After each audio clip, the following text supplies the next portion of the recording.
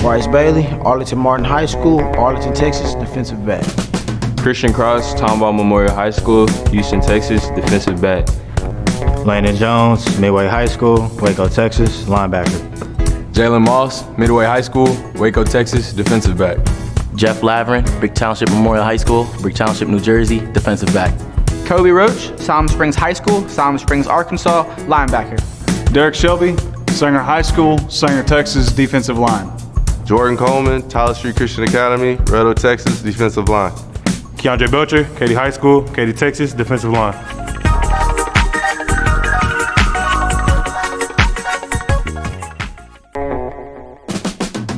Patrick Hall, Eisenhower High School, Houston, Texas, wide receiver. Rest in peace, Mom. Brian Dotson, South Grand Prairie High School, Grand Prairie, Texas, wide receiver. Michael Bledsoe, Chapel Hill High School, Tyler, Texas, running back. Evan Greathouse, Katy High School, Katy, Texas, offensive line. Caleb Flores, Midlothian High School, Midlothian, Texas, offensive line. Tyler Trussell, Athens High School, Athens, Texas. Hayden Evans, Santa Fe High School, Santa Fe, Texas, offensive line. Reggie Vet Ajay, South Grand Prairie High School, Grand Prairie, Texas, wide receiver.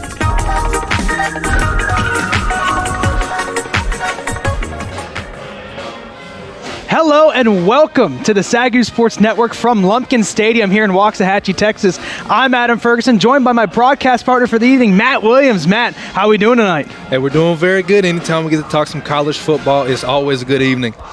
Well, you are in store for a good one as the Langston Lions make the drive down from Langston, Oklahoma to Waxahachie to face off against your hometown SAGU Lions. And it's a Lion versus Lions matchup, so we're going to be careful tonight with what we're saying. Langston comes in tonight 5-2 in conference, 5-2 overall, 4-1 in conference, while the SAGU Lions struggling this season after a loss last week to Texas College.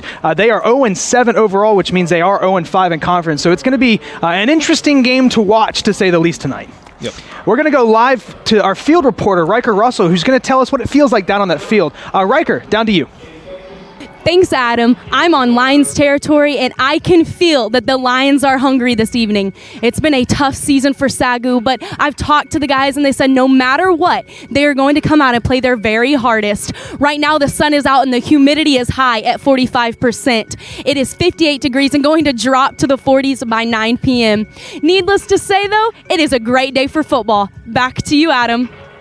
Thank you, Riker. It's football weather here in Waxahachie. You can see by the coat that we have on. It's a little chilly up here in Waxahachie. So let's talk about the Lions. Again, winless to start the season. Matt, Langston's, it's a tough hill to climb. What do the Lions have to do to beat the Langston Lions tonight? Yeah, we just have one key for our own SAGU Lions to come out with the win tonight, and that is maintain possession of the football. You need to focus on slow, methodical drives to chew the clock and put valuable points up on the scoreboard. You know, typically you want to go down and get a touchdown, but SAGU needs to get anything they can, whether it be a field goal, a touchdown would be great, even the point after would be great as well, but they need to maintain possession just because the longer that they hold the ball, the less that Langston has an opportunity to score. It makes sense. Honestly, it does. Speaking of the SAGU Lions, we're going to go live to Riker again, who is with head coach Ryan Smith. Let's see what Coach Smith has to say about what the Lions have to do to walk away with the win. Riker, down to you. Thanks, Adam. Coach Smith, your offense is predicated on getting players that can make big plays in football. How is that going to look against Langston's defense tonight? You know, we're trying to get a lot of movement early, and getting Justin Allen back helps. Brylan's in a lot better rhythm this week coming off that injury, and he's still a young quarterback that's finding his way. But, you know, we're going to have a lot of pre-snap movement and just kind of see where it goes from there. It allows us to see spacing before it happens. It's going to really help our guys find the space and get into creases where we need them to. Langston's running back, Tim Whitfield, is only 69 yards away from reaching 1,000 yards. What are you going to do to stop such a pivotal player like that? You know, the big thing we tell our defense is fly to the football. Let's meet at the football. And, you know, teams have struggled design runs with us all year because we play things so well. Really proud of our D-line, our linebackers, the whole defense for how hard they fight, how hard they play. This whole bunch has just fought all year. No matter what comes their way, they keep fighting. So expect the same thing today. Ultimately, what is it going to take to win your first home football field? One play at a time. You know, we just talked to our guys about having infallible focus. Infallible focus is an element where you don't doubt. You just focus on that moment. Don't worry about the next play. Just worry about this moment, and let's maximize on this moment, and then from that moment, we'll move to the next one. Play one play at a time. We're going to fight for 4 quarters or 4 days, whatever it takes. Thank you so much, Coach. Good luck today. Back to you, Adam. Thank you, Riker. Thank you, Coach Smith. As always, I know it's got to be tough to come into a game as a winless team, but Coach Smith is going to have his guys ready. So let's go to the other side of the ball and talk a little bit about Langston, what they have to do to walk away with a win today. And really, it comes down to playoff positioning for Langston. The top 20 teams essentially have a shot at the NAIA playoffs. They come in outside that top 20, barely outside that top 20, at top 22. So either way, I know that they're coming in probably with high spirits. They're facing a team they should realistically walk away with a win from. But to crack that top 20, I think the Langston Lions, they got to keep their foot on the gas and come away with a huge win rather than just maybe a 17-7 win. I think they have to come in and blow out the SAGU Lions to try to get themselves into that top 20 position. The season's not over for the Langston Lions. They may have lost that de facto championship game against Ottawa of Arizona, which was a good game. It was a good win. It was essentially for the conference championship between those two teams. But the season is not over for Langston by any stretch of the means, and we're going to get the chance to watch some good players that so happen to lead this conference in some statistical categories for this Langston Lions team. It's always a fun game to watch. It's turned into a little bit of a rivalry, but we're going to go live down to the field to watch the coin flip national anthem, and then we'll be right back for kickoff right here on the SAGU Sports Network.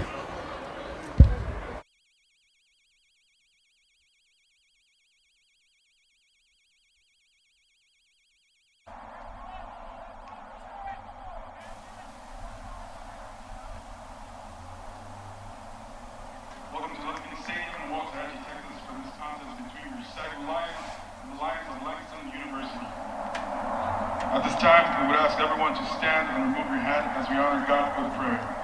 Then, please remain standing in the face of the flag as we honor our nation with the singing of the national anthem of the United States of America, performed by the SAGU student, Riker Russell.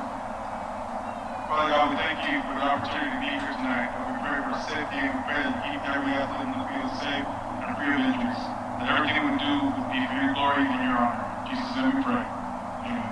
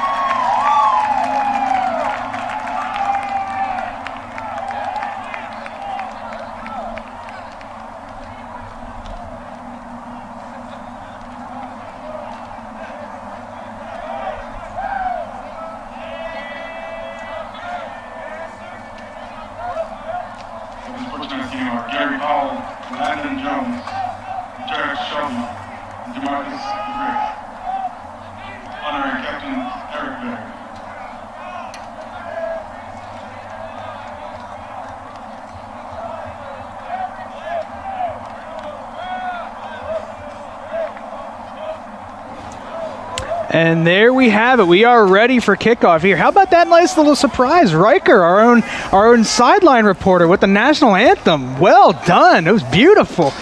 But as we get ready for kickoff here, there you see SAGU's their schedule to this point in the season, and the big problem there, that win-loss column is just full of L's, Matt. Yeah, and that's a big thing this SAGU season. Their expectations haven't met reality, but one thing they can do is keep their nose to the grindstone and keep hacking away. Langston will take the opening kick, as SAGU will have the option at halftime. And for Langston, I talked about a player who's filling the stat sheet this year. That is Tim Whitfield, the running back, leads the conference in rushing, and he's looking to hit 1,000 yards this week. He's less than 50 away, I believe, from 1,000 yards on the season. Has just been so dominant for this Langston Lions team. So we'll keep an eye out for him. Again, wearing number 44 out of the running back position as we are underway here in Waxahachie. The kick is going to be a short one, and it's fielded at the 10-yard line and looking to bounce it up the middle, and he's got room to run. He's got to pass the 40, now down past the 50, and he's got a blocker in front of him. TH makes the touchdown-saving tackle as that was brought back by Langston, number 4. It looks like it was Ross Anderson who brought it back, and now he's slow to get up, and that's not what you want to see. That's either Ross Anderson or Barry Handy Jr. If it is Handy Jr., that is a pretty important player on the offensive side of the ball for Langston. Yeah, and you never hope to see someone get hurt in the first play of the game. However, he did find a seam very early on, and he shot the gap. Luckily, TH was there to corral him at the end of the play. And you never want to see your kicker in a position to make a touchdown-saving tackle, especially TH, who's actually had a bit of an injury bug this season. Hasn't been 100% healthy. We've seen it affect his kicking game, so we'll keep a close eye on him as the game moves along. But a good job by the special teams unit, at least TH on the backside. As a whole, not a great job by the special teams unit, as Langston's going to be set up here at the 35-yard line. But there you see TH, Talong Hamung, the junior, saving a touchdown as Langston comes out on offense led by Jordan Cooper, the freshman at quarterback wearing number 10. And he's got Whitfield in the backfield with him. They've got 2 out wide to the right. Cooper in the shotgun. Takes a snap, and he's back to pass. Gets it out to the flat, and it's brought in. And now out past the 20. He fumbles the ball, but it goes out of bounds. The referees are saying it did touch out of bounds. It's going to be a close to a first down. We're going to call it 2nd and 1. He got it out to his man on the outside. And then, unfortunately for the Lions, it was Cameron Mims. He fumbled it, and it just barely made it out of bounds. Yeah, Jalen Moss was able to cover ground very quickly. The quarterback was very smart there. They saw a soft cushion, and so they hit the out, put it in their star players' hands ASAP. They're going to give them the first down. Here comes the pistol formation, hands it off to Whitfield. Whitfield looking for some running room, and that is the bright spot so far this season. If you could pick one for the Lions, their run defense has been pretty good this season, and there we see them drop Whitfield for no gain. Yeah, those defensive linemen, the big hogs up front, you want them to create and get into the backfield, and there they got a big push off the snap, and they were able to get back there and get Whitfield. You got 2nd and 11. They're going to say it was a loss of 1.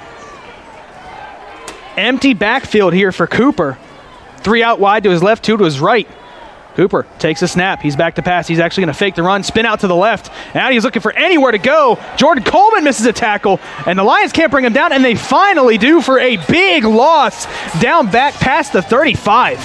The freshman there making a little thing happen with his feet, and he tried to do a little bit too much. Luckily, SAGU had their pursuit on the backside to corral him. He makes a great spin move to get outside the pocket, hits him with another move, even gets Jordan Coleman, who's very tackle savvy, and they were able to get him down for a tackle for loss. This is going to be 3rd and long. They're going to call it 23 here from just in front of that 35-yard line. They're going to call it the 34. So a big test here on 3rd down for Langston. They come out 5 wide. Cooper in the backfield by himself. Cooper takes a snap. The Lions bring pressure. He's rolling out to his right now, looking for a man downfield. He's going to dump it off, and it's incomplete. Kind of threw it in between 2 receivers. There is a flag down on the play over towards the SAGU sideline. It looked like Gus Wright may have got in the neutral zone on that one and got offsides. We'll wait for the call. Offside. Defense, number 49. 5-yard penalty from the previous spot. Remains 3rd down. So the Lions looked to maybe get Langston off the field on 3rd down, but a 5-yard penalty makes this 3rd and 18 now from the 29-yard line. SAGU still has a great opportunity to come away and put them in a 4th down, and I don't really. Well, you got to think it's 4-down territory. Exactly. Right now. The Langston wants to put points up on the board to try to help themselves in that ranking. I don't see them kicking a field goal, even if they get no yards here. I don't see them kicking a field goal. Here is Cooper, 5 wide, 3 out to his right, 2 to his left. Cooper managing the game at the line. SAGU brings 3. Here's Cooper back to pass. Clean pocket. He's going to go deep. Kobe Roach with the interception inside the 10-yard line. He's going to bring it back. He's going to get past the 30, past the 40, past midfield, down past the 40, and it is out of bounds. Correction, that's Jeff Lavrin with the interception, and he brings it back, and SAGU gets a big stop there on 3rd down. And that was a great read there. We saw the freshman quarterback making adjustments at the line, which you always love to see. However, SAGU was sitting in a cover 3. As soon as the cornerback read that, he bailed right with that receiver and played the ball perfectly. Jeff Lavrin, good job staying in his zone, and then to make something happen after he gets the ball in his hands. Looked like a punt return, getting it past the 50. Now SAGU is set up with good field position just inside the 35-yard line, and here they are led by Brylan Watson. 1st and 10 Lions in a pistol. And he's going to hand it off to big Derek Shelby, who just played a defensive series and now lines up in the backfield. We saw that a couple of weeks ago. There's really not any mystery when he gets the ball, what he's going to try to do with it. Not exactly. He's a north and south runner. He's a bruiser. Derek Shelby gets a gain of 3 on 1st down. So now let's flip it over to the SAGU player to watch, and that's going to be senior Patrick Hall. Tell us a little bit about Patrick. You've got a pretty good relationship with Patrick being a former player. Yes, sir. I love Mr. Patrick Hall. He has been SAGU's silent assassin. You know, this season he has 18 receptions for 156 yards, and on paper that doesn't look too impressive, but his stats, let me tell you something. Each one of his receptions were in either a must-need 1st down or a must-need touchdown situation. And the biggest thing I have to say about Patrick Hall, an interception is dropped inside the 5-yard line. Sorry, man, we had to take a break there. They caught my eyes as well. But the biggest thing, last thing I have to say about Patrick Hall is, you know, this is a senior who has weathered the storm both on and off the field. And I just believe his character and his grit just can be a symbol of hope for the SAGU's team whose their expectations haven't met reality. And, of course, Patrick Hall wearing number 14. We saw him with a Hail Mary reception for a touchdown to end the half a couple of weeks ago. And we'll see him step off the field here on 3rd down as Brylan Watson's previous pass attempt, or his first pass attempt rather, almost intercepted inside the 5-yard line. But fortunately for SAGU, it was dropped. Now, Watson comes out, sends a man in motion, and he is going to hand it off on 3rd down, trying to bounce it to the outside. And he gets tripped up after a gain of 3. That's a good open field tackle as they were trying to get Gabe Sanders out in space. And typically there, if we see a play run like that, it's going to be Bledsoe because Sanders is a tank at the running back position. Exactly. I just have to give props to number 42 for Langston, their safety, Malcolm Johnson. He came down and fit his gap perfectly and made a sure tackle, and that's very hard to do in the open field. And speaking as a former safety, yes. are, Matt. Here is TH on for the field goal, looking to get the first points on the day for the Lions. The snap is down, the kick is up, and it's blocked. Langston has it in the open field. He picks it up, and he cannot recover it, and it's still live in past the 30, and SAGU just falls on it, but that is going to be... Oh, there is a flag that comes out late there. It looks like a late hit, and it could be on SAGU. And that's something that you really can't have happen, especially with TH, because he has a good leg. You know, in Langston's defensive line, they got pressure back there very quickly. It was going to be a 45-yard field goal attempt, which was going to be kind of relatively close to TH's career long. So we wait the call. Field goal is no good. After the play, personal foul, unnecessary roughness against SAGU, number 62. Penalty being forced, half the distance to the goal. 1st down, Langston. Hiram Lawrence with a little frustration penalty there at the end of the play. Fortunately for him, it wasn't a unsportsmanlike conduct. It happened during the play or right there at the end. And you see TH's kick, it actually gets blocked pretty deep by a man who's right at the line of scrimmage. It looks like it just came off low off his foot, and then the ball was live forever. Now, either way, it's just better field position for Langston. And now they've got the ball set up inside the 15-yard line, or at the 15-yard line, rather. And yet again, they're set up in 4-down territory. And here comes Langston. He's got 2 men in the backfield with him. It looks like it's going to be Whitfield, and then thankfully, looks like he's okay. It's going to be Handy Jr.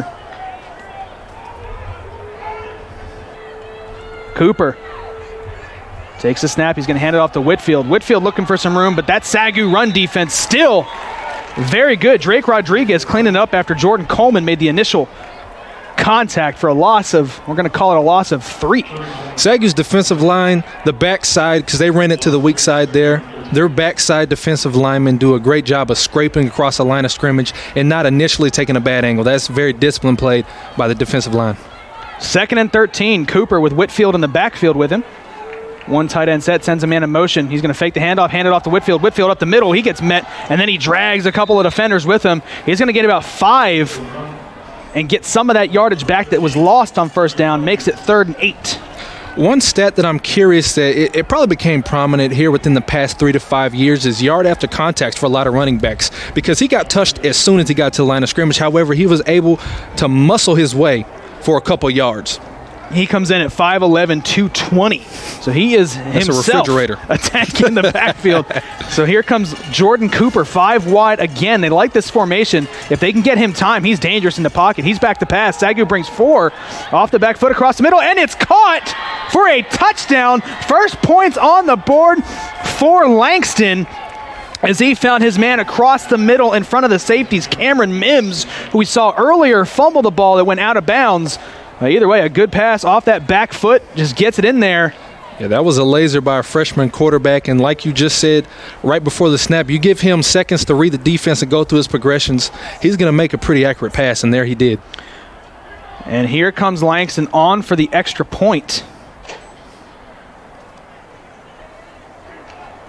Kick is up, and it is good off the fit of Connor Robles.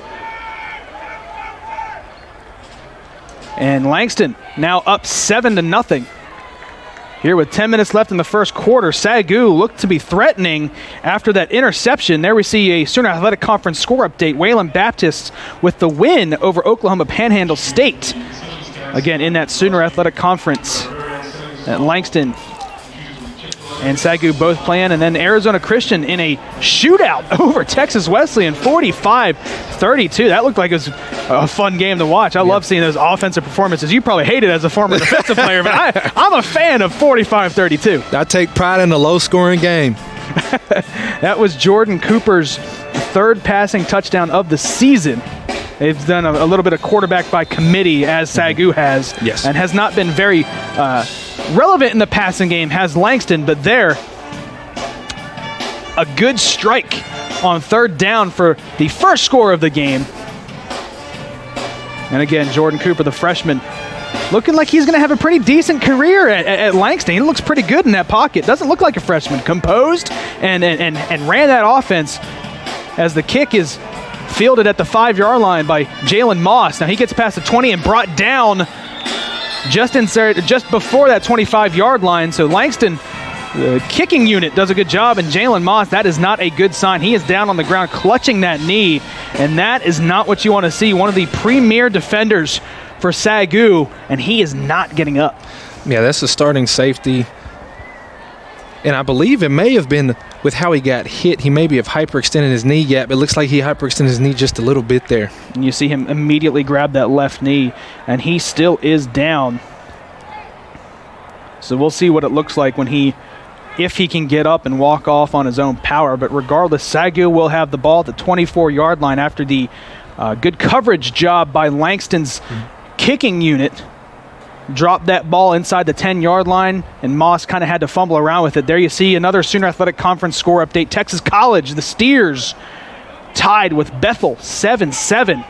I like that. The Bethel Threshers. I like that name. That's a good name. 7-7 early in the first quarter, and then 8 o'clock start time tonight. That's a late game. The Lions Scots going on the road to play Ottawa of Arizona, the Spirit, in Phoenix, 8 o'clock, and it's going to be, of course, a 7 o'clock game over in Arizona, or whatever they do. It's the weird daylight saving times in Arizona. Who knows what time it is in Arizona? So Jalen Moss is actually up and walking off on his own power, so that's a good sign that he is able to walk off the field. We'll give you an update as soon as we have it. Offside. Kicking team, number 52.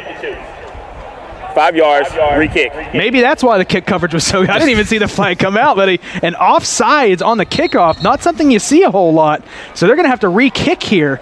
And now going back to return the kick for the Lions is going to be number 25, Darian Carter, a running back, along with Christian Cross, the young stud defensive back that the Lions have. And this gives SAGU another opportunity to try to get pretty good field positioning off this kick return. Robles kicks it off again. This one bounces at the 20. It's brought in by Carter. Carter looking to cut it upfield, and Carter's going to get brought down for worse field position than he initially had. He gets brought down at the 23. They were going to have the ball at the 24, but I mean, you have to take that shot there to try to get some better field position. But SAGU is going to take over 1st and 10 from the 23-yard line. And there you see the #1 team in the nation, the Morningside Mustangs, over the Doane Tigers, 42-10. So not exactly a tough game there for Morningside. They continue their dominance here in the NAIA in that Great Plains Athletic Conference. So here comes Brylan Watson, the sophomore, with 5 wide. We do see SAGU line up in this at a good amount, but he sends Michael Bledsoe in motion, fakes a handoff. He's going out to the flat. He's got his man, Brock Rago, and he's going to have enough for a first down. Good move after the catch there to kind of just get it towards that sideline and pick up a first down.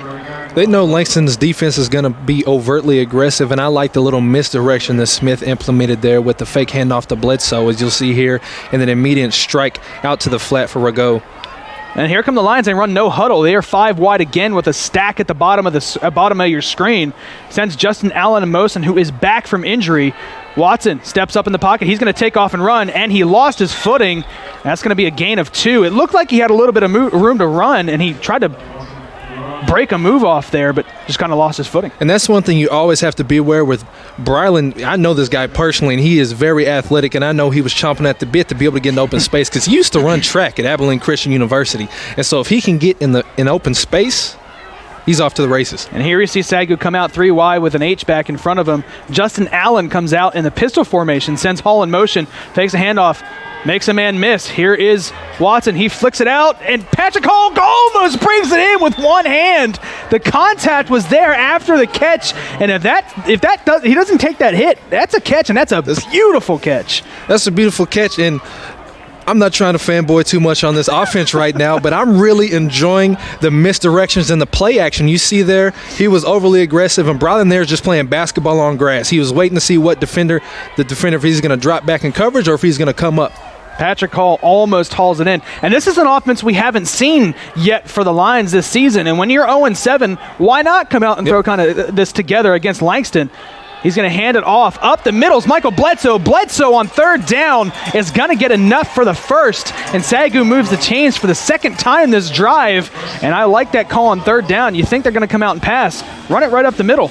Exactly. I like that Bledsoe. He didn't hesitate. He knew that the hole was going to be there for a glimpse. So he shot through there, north and south. I love north and south runners. You know, I loved playing with J.P. Lowry, former SAGU great, because he was a north and south runner. 1st and 10, new set of downs here for the Lions. They come out 4 wide. They send Justin Allen in motion behind Watson. Watson's going to pitch it out to Allen. Allen is dangerous in open space, tries to make a man move, but then there's 2 more right behind him, and that's going to be a loss of 2 on 1st down.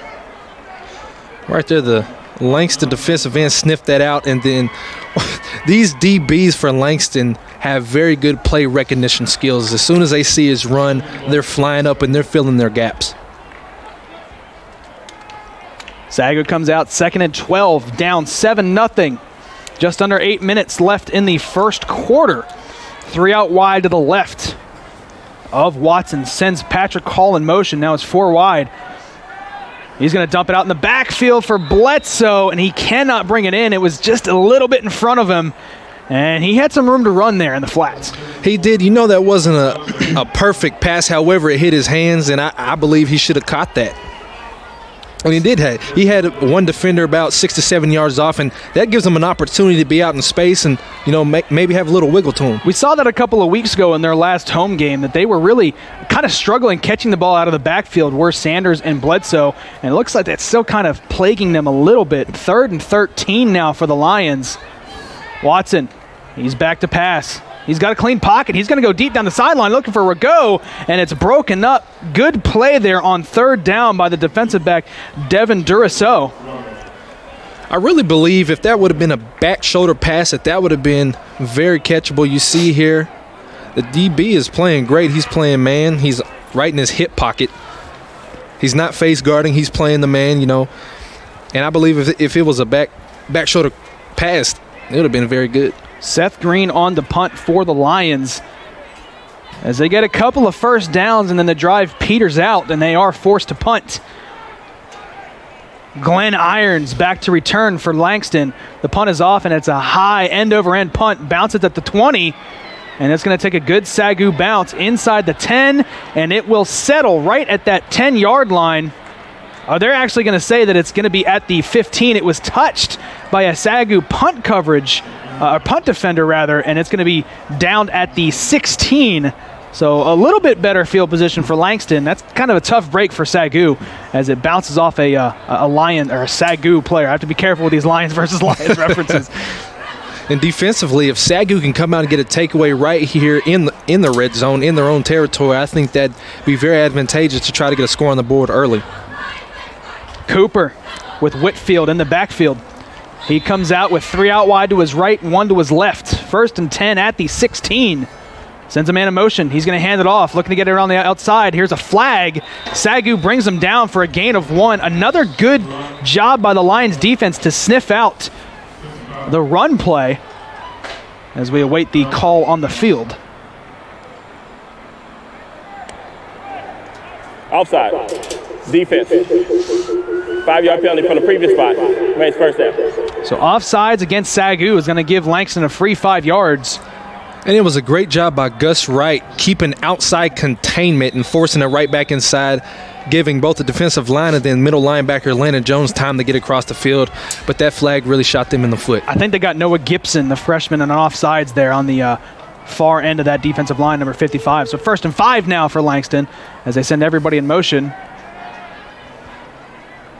Keith Tracy in motion, the tight end. He's going to hand it off to Whitfield. Whitfield looking to get it up out the outside off the tackle.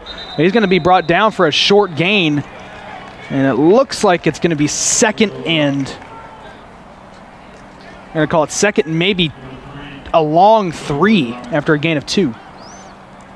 This SAGU front 7 is playing phenomenal right now. They're forcing everything outside and what defensively we'd say spill the play, spill it outside, make them run to the sideline, and use that sideline as an extra defender, and you saw it there. And defensively, that hasn't been the problem for SAGU this season. They've just been on the field way, way too much. The offense really has not been able to get clicking, and when the defense is out there for an extraordinary amount of time, it's hard to keep points off the board in that situation. Here's Whitfield over the left side. Now he's past the 40, up past the 50, down the sideline. He's brought down by the last man to beat. That's Jeff Laverin, who's got an interception today, bringing down Whitfield. And there we see the first big run of the day for their big stud running back. And you see initial contact there by Trey August, a defensive lineman, and he just wasn't able to wrap him up. And you know, with a big guy like Whitfield, it's hard to grab him up top because it's like trying to put your arms around a bear.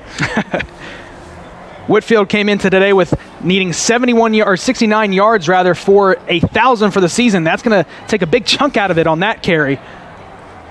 Cooper with a 1st down, sends a man in motion. He's going to hand it off, trying to get it around the outside, and there's a lot of Lions there, and they finally bring him down after a couple of misses. That's going to be a loss of 5 as he handed it off to Glenn Irons. Yeah, SAGU's pursuit, backside pursuit, especially the backside defensive backs like the backside corner, backside safety. You see them staying at home, playing it slow because Langston, one thing that they love to do is they know they have athletes, they know they have speed and quickness, is that they'll push you all to one side and then try to cut it back real quick, but that's where discipline comes into play, and SAGU was able to capitalize on that. Cooper comes out with 3 out wide to his left with a man in the backfield. There's going to be Toma King checking in for the first time today. And Cooper's going to keep it himself, makes a man miss, trying to take it up the middle, and he's brought down back at the original line of scrimmage. So it's going to be 3rd and 10. Noah Gibson was there initially, and he forced Cooper back up inside. Yeah, that was a good quick stick there. That was a great play by a freshman staying at home, and then a big finishing hit by Bryce Bailey there. He didn't make the tackle, but he forced him to go where the other line exactly, and that's one thing that a lot of people, that's something you won't see on a stat sheet. Right. But it also helps because you're forcing everything back inside to where your help is. 3rd and 10, looking Langston comes out in 5 wide, 3 out wide to the right, 2 to the left. And here is Cooper. 3rd and 10. He takes a snap, he's back to pass, going out to the flat. It's brought in by Irons. Irons trying to cut it back up into the middle of the field, but he steps out of bounds, and it's going to be 4th down. And I am not seeing the sideline shuffle at all for Langston. And then once again there, you're seeing a little soft coverage by the SAGU defense. And with this quickness, that's still a pretty far throw, but the quarterback was able to sling it out there very quickly and get it into their skilled players' hands. And that's one thing that Langston's really trying to do, is get it in their talented players' hands as much as possible and let them, just do what athletes do. Cooper comes back out with Whitfield in the backfield. It's going to be 4th and 3. Can the SAGU defense get off the field? They shift to a pistol formation. Since Tracy in motion, here's a snap. They're going to hand it off to Whitfield. Whitfield looking upfield. Whitfield keeping the feet moving. I don't think he got there, and he didn't. He's 2 yards short, and SAGU takes over on downs. Big stop there to get the offense back on the field. That's a big stand there. There was nothing but penetration by this SAGU defensive line, as well the linebackers came and filled their gaps, and you see some DBs coming in to clean up the work. So SAGU's offense comes back out on the field. Can they get something going here? This is Brylan Watson, the young sophomore, out on offense, and he comes right out to 5 wide. I believe that this is a moment that they can define this game right here, is right after a big stop on 4th down. They go down and put points on the scoreboard. Here's Watson. Back to pass. They bring pressure. He gets it out to Dotson. Dotson throws a stiff arm. He's going to duck out of bounds after a gain of 9 on 1st down. Good pickup. That was great recognition by Bryant Dotson, understanding that the corner playing him was 10 yards off. And if you're going to play 10 yards off, then I'll throw a hitch 6 times in a row if I have to. Absolutely. So it's going to be a 2nd and short here. Watson comes back out 5 wide. Sends a man in motion. That's Bledsoe. Brings him in the backfield. And he's going to hand it off to Bledsoe. Bledsoe cutting it to the outside, cuts it back up, and it looks like he's going to have enough for the 1st down, and he does. He gets it up past that 45-yard line, and the SAGU Lions move the chains. I talked about earlier yards after contact, but even the subtle things as falling forward can make all the difference. And you see there he fell forward and was able to get it past the 1st down marker. So the Lions with a new set of downs. They stay in this 5 wide formation. They like this. If they can get Watson some time, he can create something with his arm, and then even if he can't, if there's nothing open with that running game, he's back to pass. He pumps. He fades back, and he's going to go down. And that's going to be a huge loss on 1st down on the sack by the Langston defense. And we see slow to get up is going to be number 90, Justin Wade, who is going to get credited with at least half a sack there. And right there you see Brylan, he's going through his progressions. He thinks he sees something, and he's going to make something with his legs. And I think that's just the inexperience, he's had injuries this season to where he's missed a couple games, and he hasn't had a lot of reps and mental reps. And that's where the backside defensive lineman was able to. Patro Howard, number 50, also getting credit for half a sack there. It's going to be 2nd and 21 after the big loss on 1st down, after they had just gotten the chains, or a new set of downs rather, and he's out here in 5 wide again. And then a whistle, I believe it's going to be a timeout for SAGU. Prior to the snap, timeout, SAGU, first charge of the 1st half. Coach Smith wants to get something figured out here on 2nd and 21 because it is a long 21, especially for an offense that really hasn't been able to really get anything going. Not just Sniper this season, just really has kind of been stagnant, has not been able to put together solid drives. As we have a score update. Wow, 70-0. That's got to be a typo. That has to be a typo. There we go. We just had to have I was going to say, that's the upset of a century if Graceland upsets the number 4 team in the nation, Grandview. That's a little bit more like it. 70-0. 70 points. Over the Yellow Jackets. And there we see Kansas Wesleyan, the number 3 team in the nation, beating the McPherson Bulldogs 48-14 in that Kansas Collegiate Athletic Conference. Kansas Wesleyan has been on the rise the past couple years. And it's paying off. Sitting there in the top 5. Yep. Absolutely. So here is Watson, 2nd and 21 after that sack on 1st down. 5 wide, he sends a man in motion. Going to fake the handoff. And he looks to get it to the flat, and he does. He finds Dotson, who's hit immediately and brought down. Good coverage, good tackle there by the corner on the outside for Langston, Justin Herbert. Not the quarterback from Oregon. I saw you look at me. Yeah. He's not pulling double duty. That'd be a heck of a feat, if so. 3rd and 16 for this SAGU offense, and they stick to this 5-wide formation with Brylan Watson. Langston brings 3. Watson, he's going to take a shot deep downfield, and it's going to be overthrown over everybody. He was looking for Bryant Dotson, and he's double covered and just kind of overthrew everyone, and that's going to bring out the punting unit for SAGU and Seth Green. Yeah, and you see SAGU for the past couple plays were in an empty set, meaning they have 5 receivers out. And they had some success when they were in a 10 personnel when they had 4 receivers out and 1 running back, so they could have those misdirections, so they're keeping the defense honest. They didn't know if they were going to run the football or they're going to pass it. But when you're in an empty set, the defense knows pretty much what you're going to do. There's and that's not really any football. secrets, but you almost don't have a choice on 3rd and 16. Yep. Yeah, but coming out an entire series in 5-wide, it's a little head scratcher. The punt is going to be fielded after a fair catch is called for out past the 30 at the 32, and that's where Langston will come out on offense. And the SAGU defense, they've been up to the fight so far today. Langston's offense is very high-powered. They score a lot of points on people. But SAGU's defense, they're holding their own right now. The only touchdown scored in the game came off a turnover on the SAGU side, and it was returned, or rather a turnover, I would say a block kicked, was brought back and had very good field position. But overall, when Langston's had to try to drive down the length of the field, the SAGU defense has been very good. Here on 1st down, Cooper is going to hand it off to Whitfield. Whitfield trying to follow his blockers, and there it is again. The SAGU, they said that front 4 for SAGU has been very good today. Yeah, that upfield defensive end, I can't see the number. It's Jordan Coleman. What he does there is he cuts that initial lead block, and that just creates, traffic in the backfield. And you saw there, Whitfield, I almost said Whitlock. Whitfield had to put his hand on the back of his other blocker, and then that just allowed time for the linebackers and the fellow defensive linemen to get there and bring them down. It says 2nd and 9 here in the stadium, but that is a long 9. That's going to 9 3/4. It's going to be 2nd and 10 essentially for Cooper. And he is going to hand it, or he's going to fake the handoff, look towards the middle of the field, broken up, almost intercepted. Jeff Lavrin almost came away with the 2nd of the game, but what coverage there on 2nd down from Lavrin? Yeah, he was.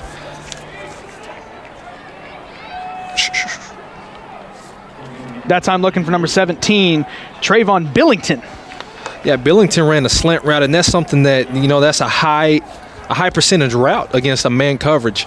And there, Lavrin was just there to be able to stay in the hip pocket, play through the receiver's hands, and that almost had a one-handed interception. 3rd and 10 here for Langston. Sends a man in motion. Cooper's back to pass. It's a screen. SAGU almost gets there. He's got a load of blockers in front of him. He gets brought down short of that 1st down marker. It's going to be 4th and 1. That was a great open field tackle by Christian Cross. And you saw the floodgates open. And so there we were just seeing defensive line in chase mode. But for Christian Cross, who I'm assuming weighs around $180, $175, with the full head of steam, he didn't hesitate. Former safety myself, I love seeing that. I love seeing him. He loved the collision. And as a guy who used to play, that was one of my favorite things is, I loved contact. And to see him come downhill with a head full of steam, it warms my heart up here in this cold booth. Our roster says 200, but I think that might be given a few. Yep. So as the 1st quarter comes to an end, the SAGU Lions trail 7-0, but overall the defense has been pretty good, definitely up to the fight so far today, as Langston, they've only got a few 1st downs, and that 1 touchdown came off a blocked field goal, which set them up in wonderful field position. Essentially, it was at the 15-yard line, so it was inside the red zone of the Lions. And this is something that we'll start to see is the defense is playing well, and we're coming into the 2nd quarter, and we're going to see how fatigue affects, the longer the defense stays on the field. And that's why it's a necessity the SAGU's offense, keeps time of possession, slow methodically down the field, tighten up the penalties so they can give their defense a break. And like you said, SAGU did win the time of possession battle. They're actually going to give Langston a 1st down. It looked like he was short, but they gave him a 1st down. Generous spot there. So 1st and 10 here for Langston. Cooper with Whitfield in the backfield. And he's going to fake the handoff, taking himself up the middle, and he gets brought down as he was going by. Defensive lineman looked like he just got a paw out there and brought him down. Big number. How strong you have to be to stop a human being with one arm. Marcus Rodriguez, and he's a stud. He is. Yeah. He is strong. You got to be able to do that. 2nd and 9 here for Langston. While being blocked, like just reach that left hand out there. So Cooper, Whitfield in the backfield in the pistol formation. 3 out wide to the left. 2nd and 9. Cooper. He's going to hand it off to Whitfield. Whitfield up the middle, and he's got room to run. And when he's in that open field, he's tough to bring down. He's got a lot of yardage there on 2nd down and enough for the first. And he looks like Cooper, a little bit of option there. He handed that off late. Yeah, that's a way to hold your water and stand in the pocket. The read option there, and then you see Whitfield. He knows in the DFW paying a little homage to Ezekiel Elliott 20 minutes down the road for the Dallas Cowboys. 1st and 10 for the Langston Lions.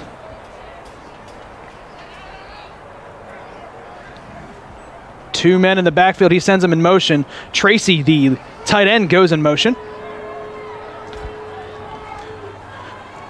Bobbles the handoff, and he gets hit, but he gets the throw off, and then he breaks a tackle down past the 20, inside the 15. I'm not sure how Cooper got that pass off in the flats. Looks like he bobbled the play-action handoff exchange and then gets blasted as he lets it go. There was a little bobble there, and then he just slings it out to the sideline as crisscross closes in. And number 82 for Langston. Mims, he's had a good game so far. That's his 3rd reception. Yeah, Mims was able to stop on a dime and grab another 10 to 12 yards. Whitfield still in the backfield with Cooper.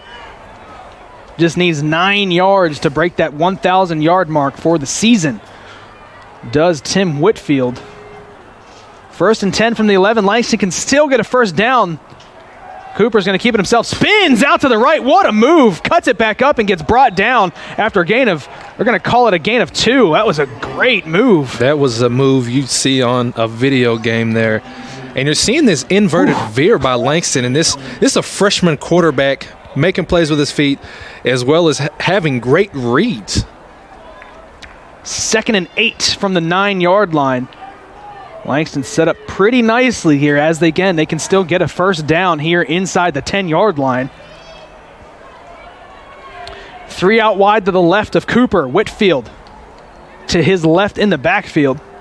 He sends him in motion. He dumps it out to Whitfield. Whitfield can't bring it in. It's picked off. Jalen Moss. He's got no one to beat. Open field past the 50. Down to the 40, 30, 20, 10. And that is a touchdown. SAGU as a pick 6 off the hands of Tim Whitfield. Jalen Moss, that knee is looking just all right as he outruns everyone. And SAGU gets on the board via a defensive touchdown. You can see it. Whitfield goes up with one hand to try to bring it in. And you never want to try to do that as a receiver. Go up with one hand. No, sir. Bad things happen. And there we see Jalen Moss in position, outrunning everybody for the score. And the Lions, barring an extra point, could tie this game at 7-7. Romeo Balboa to hold.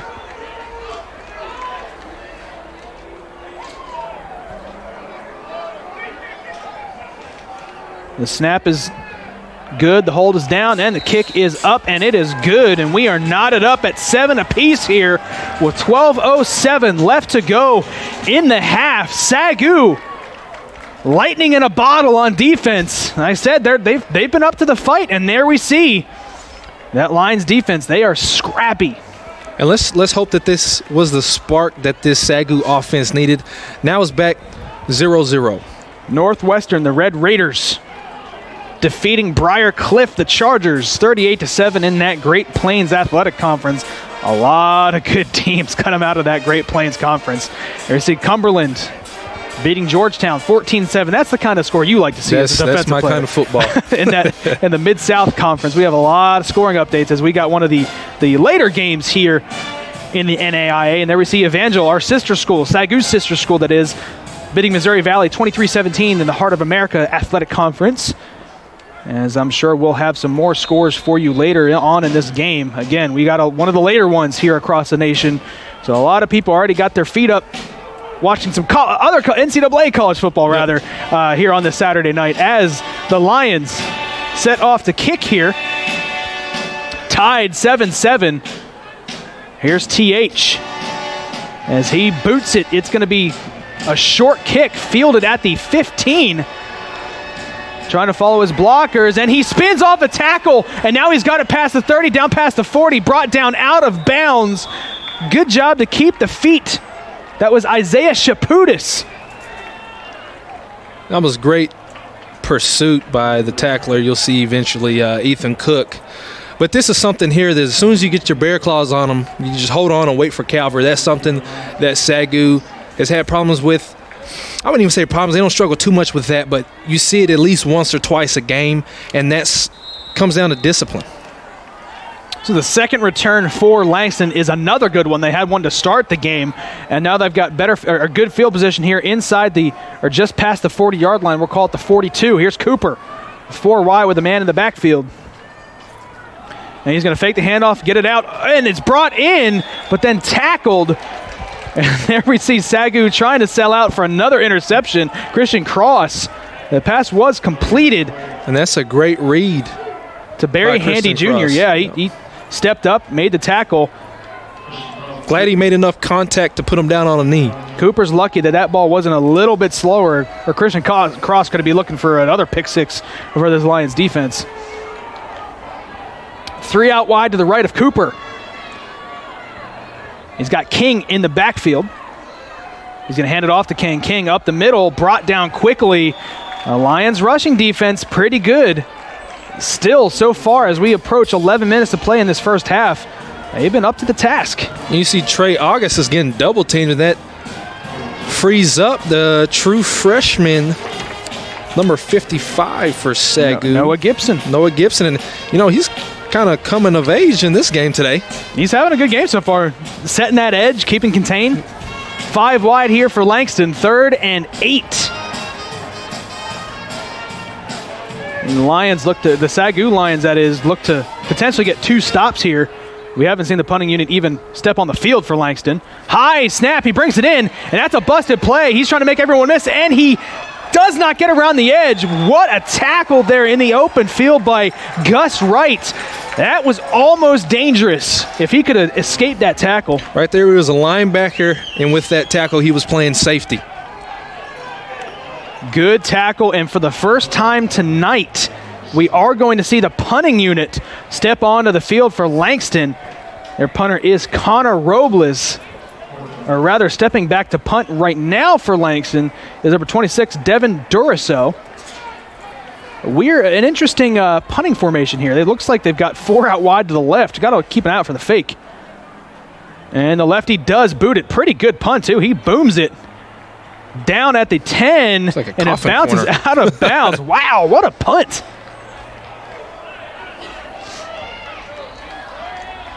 What a punt there by Langston. And there you can see that Dallas skyline, the view from just outside Dallas here in Waxahachie, Texas, as the sun is setting and it gets a little bit chillier here in Waxahachie. That's just always nice to see. You can see that skyline here from Waxahachie. It's a good 25 maybe minute drive to Dallas, but to be able to see that skyline is one of the many perks of this small town here in North Texas of Waxahachie. Gabe Sanders, the carry on first down. He gets hit, but then drags a couple of defenders for maybe another yard or 2. Pretty good run there on first down. Yeah, that's the yards after contact again. That was a great initial contact by James Cox of Langston. That was a great initial contact, but he was able to just muscle his way forward for the extra 2 to 3 yards. 2nd and 7 here for SAGU. Sanders remains in the game at running back. 3 out wide to the left of Watson. And Bryant Dotson at the bottom of your screen. Watson's back to pass. He rolls out to his left. He's looking for somebody. He's going to complete the pass, and it's brought in. That's going to be Reggie who brings it in for a first down. They're going to actually mark him short as he tried to fight for a little bit. It looks like the maybe the initial reception was a first down, but he took a couple of steps backwards. Yeah, typically you'd have, what basketball says, continuation, that forward progression that it looks to see. And then, like you said, once he starts to try to fight for a yard, then he reestablishes, his positioning on the field. 3rd and 1. Sanders remains in the backfield. He is the big power back that the Lions have between him and Bledsoe. So we'll see if they try to feed him up the middle here. 3rd and short.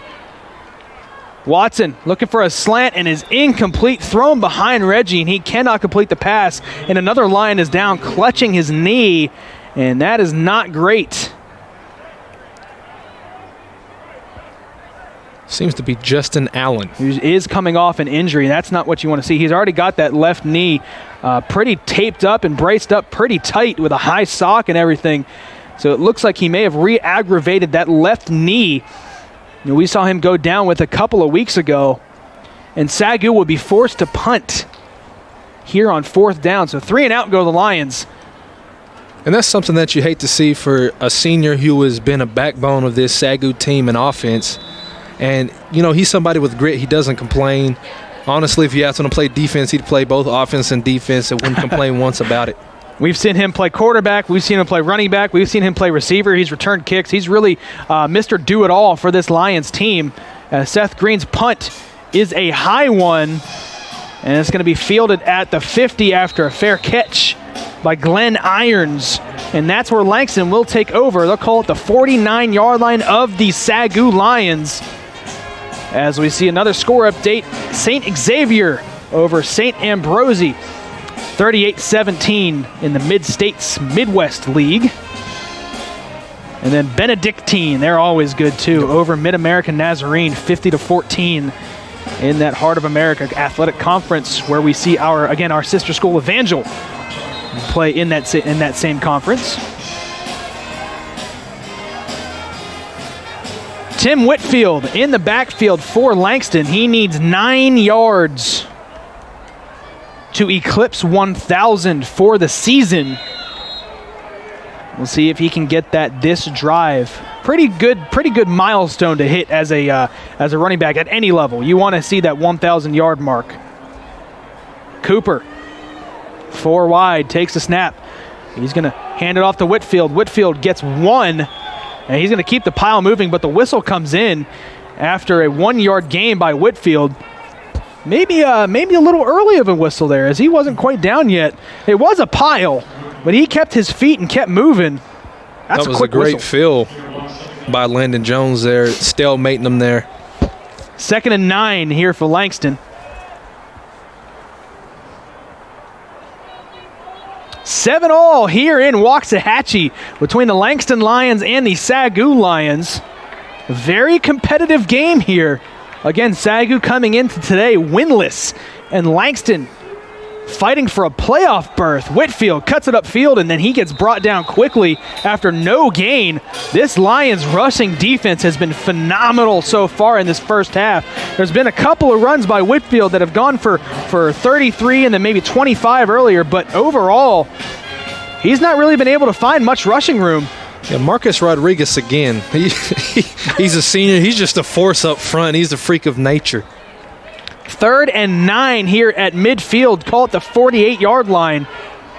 Cooper with 2 men in the backfield. We've seen them send motion out of this formation all night, and they do it again. Here's Tracy, moves up to the H-back.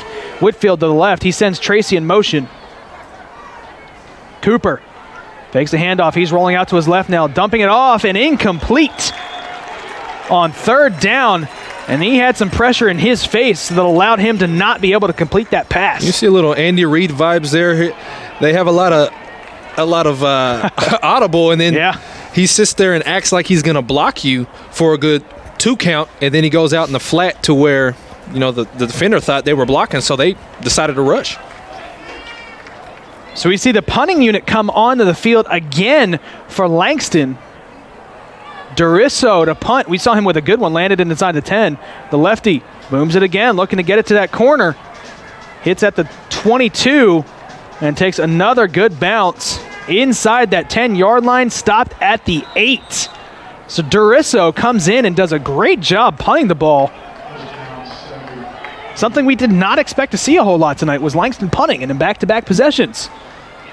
And this just gives SAGU another opportunity to go ahead. You know, that's something that not everybody would think that we'd be talking about right now.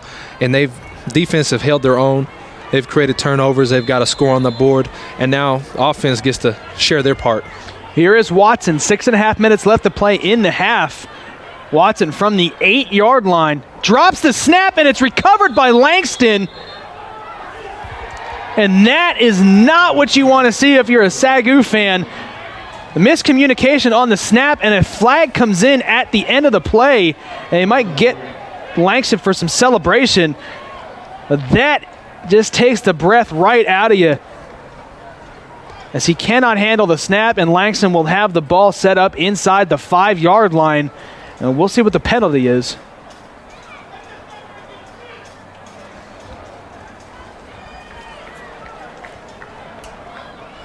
Unfortunate break for the Lions as the fumble comes. And there you see Watson just either wasn't ready for it, or he kind of got crossed up with his man in motion. That was Derek Shelby. But Langston is taking over with a fantastic field position here. A fumble on an actual play you can live with. You don't want to see it, you can live with it, but a fumble on a snap. We've seen them have issues the last couple of weeks with the snap and that shotgun as we await the call. The result of the play is a fumble recovered by the defense. After the play, unsportsmanlike conduct, Langston, that 15-yard penalty will be enforced on the dead ball spot. First down, Langston. We didn't see who the penalty was on. It looked like a coach or an assistant coach came out onto the field to celebrate with the Langston defense, and I think that's what they flagged them on. But as I was saying, the SAGU Lions the last couple of weeks, they've had issues in the snapping game. Either the snaps have been on the ground over the quarterback's head. We've even seen the snaps be too slow getting to the quarterback, which allows that defense to almost get instant penetration. And there we see the snap to the right of Watson, who wasn't ready for it, and that's going to set up Langston in phenomenal field position.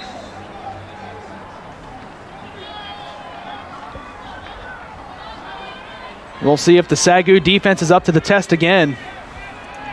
And they have to be. They got the ball at the 20-yard line. Cooper hands it off to Whitfield.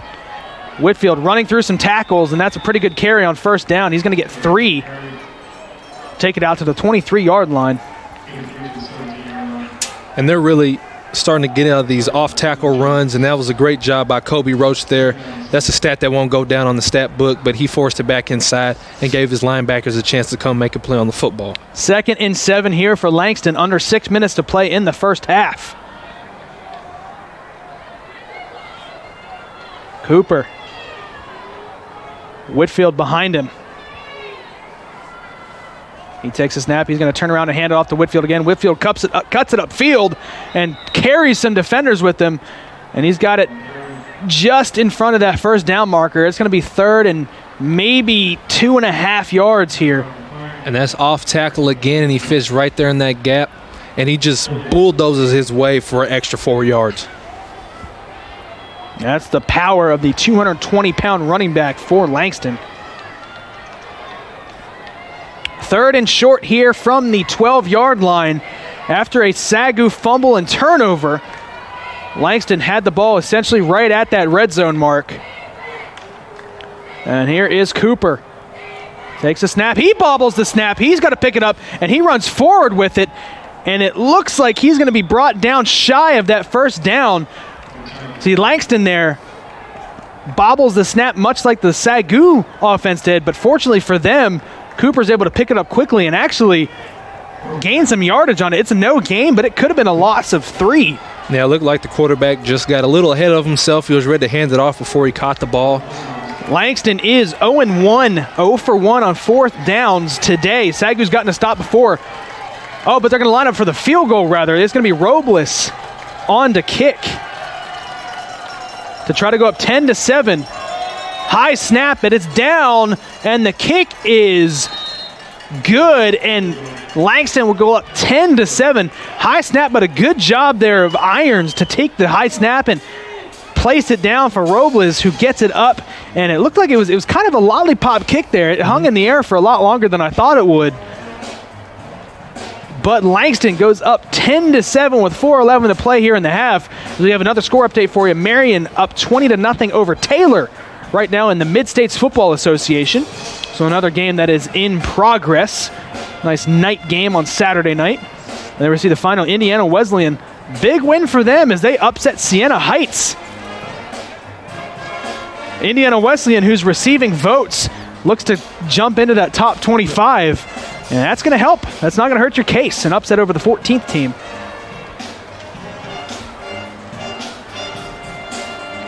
So as Langston gets prepared to kick it off here with 4:11 left to go in this first half, the SAGU offense has not been fantastic this game. The defense has been what's keeping SAGU in this game. You'd like to see them travel or go down the field here and try to put some points on the board before the half, but they just have not been able to put anything together. It'd be great for them to go down and score before the half because they get the ball after halftime. So right then you could think of 2 possessions without Langston being able to touch the football. Cuts it up the middle, it's Christian Cross. He gets it past the 40, past midfield. He's got no one to beat. There are no flags on the play. Christian Cross is going to take it all the way for a touchdown. And if the offense can't get it done, why not get it done on special teams? And the Lions go up 13-10, barring an extra point. What a play. The kickoff return from Christian Cross. And boy, Matt, he turned on those jets. He turned on the jets. He went straight from 2nd gear to 10th gear. And that's a defensive player as well. So this defense is really playing very well tonight. And they put now about to be 14 points up on the board. TH on for the extra point. 3:57 left in the half. Romeo Balboa to hold.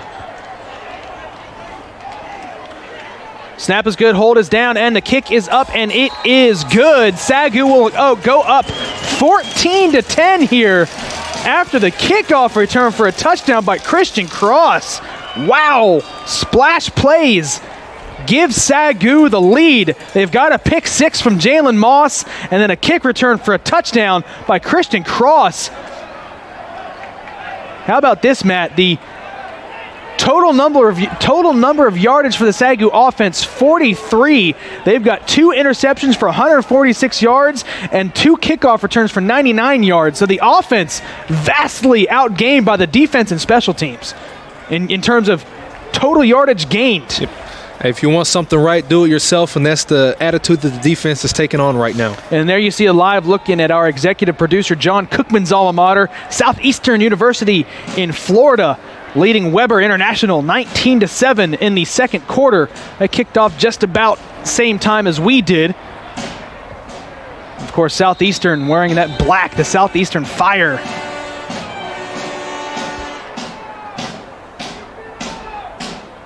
So SAGU, exciting plays, have them up 14-10 here in the second quarter. And Langston, not sure they were ready for this. This is kind of a punch in the mouth for the Langston team. It's definitely a wake-up call, especially when you're trying to receive votes. So you're trying to put up a lot of points in this game, and this defense has really, really hit them in the mouth. They've only scored 10 points in this 4 minutes left in the first half, and that's something that Langston's not used to.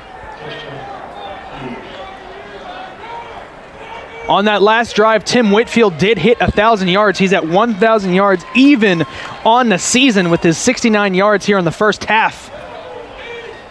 And like you said, that's a great feat by any running back at any level, because if you think, we're not OU, Oklahoma University, so we play 10 games, and so that's just an average. Absolutely. Do the math of 100 yards. And anytime you could rush for at least one person at 100 yards per game, that definitely opens up. He came into tonight with 133 yards a game, so he's definitely lighting up the stat sheet. Cooper hands it off to Whitfield. He takes it around the edge, and a good tackle there on the outside by Bryce Bailey. That's a good job keeping his outside arm and leg free, because he's a contained guy outside of Gus Wright. The Gus Wright got log blocked there, but he was able to keep his outside arm and leg free, so Whitfield wasn't able to get up the sideline. 2nd and 4 here for Langston. They find themselves down 14-10 And they really haven't been able to do much on offense. Both of their scores have come from really good field position off a SAGU turnover and then a blocked field goal. As that run goes nowhere from Whitfield, it may be gain of half a yard. It's going to remain 4 yards, third down. Yep, and that's true sophomore defensive tackle Keandre Belcher. And you see, they just try to send two guys on him right there, and he's just too strong and too big, and he just button separates and is able to take down Whitfield on the backfield. Keandre Belcher comes in at just shy of 300 pounds, and he showed it there. That's He's a lot beast of weight there in the middle. 3rd and 4. Cooper comes out 5 wide, empty backfield. The crowd coming alive here in Waxahachie. Looks to complete it out to his right, and it's over the head of the intended receiver, Michael Colston. And that's going to bring a 4th down here. And we see the punting unit come out again for Langston. And this is a great opportunity. You know, SAGU just had a 3 and out. They're about to punt the football. Offense is about to get the ball back. Offense has a great opportunity to set the tempo going into the second half. They have just about 2.5 minutes left in the game. They can get a good drive go down. Even get a field goal would be nice just for this offense to get some sort of rhythm going. Well, if the 2 scores for the Lions are any indicator, why not just take the punt back for a touchdown? Here's Durisso's punt. It's a high one. And fair catch and called for and brought in at the 35-yard line by Jalen Moss, who himself, he's got a pick-6 touchdown today for the Lions. So SAGU comes out on offense with a lead with 2.5 minutes to go here in the first half. Like you said, they're in pretty good position here to go down and score, and they get the ball back in the second half. And we see another top 25 update. St. Francis and Indiana beats Lawrence Tech 59-20 in that Mid-States Football Association. And then Montana Tech going over the Southern Oregon Raiders 28-14 in the Frontier Conference. So here is Watson. He's got Sanders in the backfield. He's going to turn around and just hand it to Sanders. Sanders tried to bounce it to the outside, but that's a really good play there by Durisso, who just punted the ball. Makes an open field tackle. He's able to punt the football. He's able to scream in his gap and make a play. And you see it there. He gets a -2. All right. -1 yard, so he gets a 1-yard tackle for loss there. 2nd and 11 here for the Lions offense, and they're letting the seconds tick off the clock here. I think they're going to be content to try to eat some time and try to not let Langston have a lot of time to get something going on offense to end the half. We'll see here. Here's Watson. Takes a snap, fakes a handoff, he's back to pass. He's looking deep for Dotson. Brian Dotson one-on-one, tries to bring it in. A lot of contact, and it's gonna draw a flag. And they're gonna catch Quante Hayden with a pass interference on Brian Dotson. There was a lot of contact there, and the thing is that when you're in a hip pocket. Defense, number 7. 15-yard penalty from the previous spot. Automatic first down. When you're in the hip pocket of a receiver, you cannot face guard. If you're face guarding, then you cannot have any type of contact. It would have been a different story if he'd have been turned around playing the football. If both of them would have been playing the football, then they're allowed a little bit more contact. But since he was face guarding and he was playing the player rather than the ball, then that's where the flag came from. We saw it's a 15-yard penalty. We saw the offensive huddle line up like it was a spot foul. This isn't the NFL. It's only a 15-yard penalty. They're getting ready to set up shop there at the 30-yard line. But no, they're going to get the ball at the 49-yard line here. 5 wide here for Watson.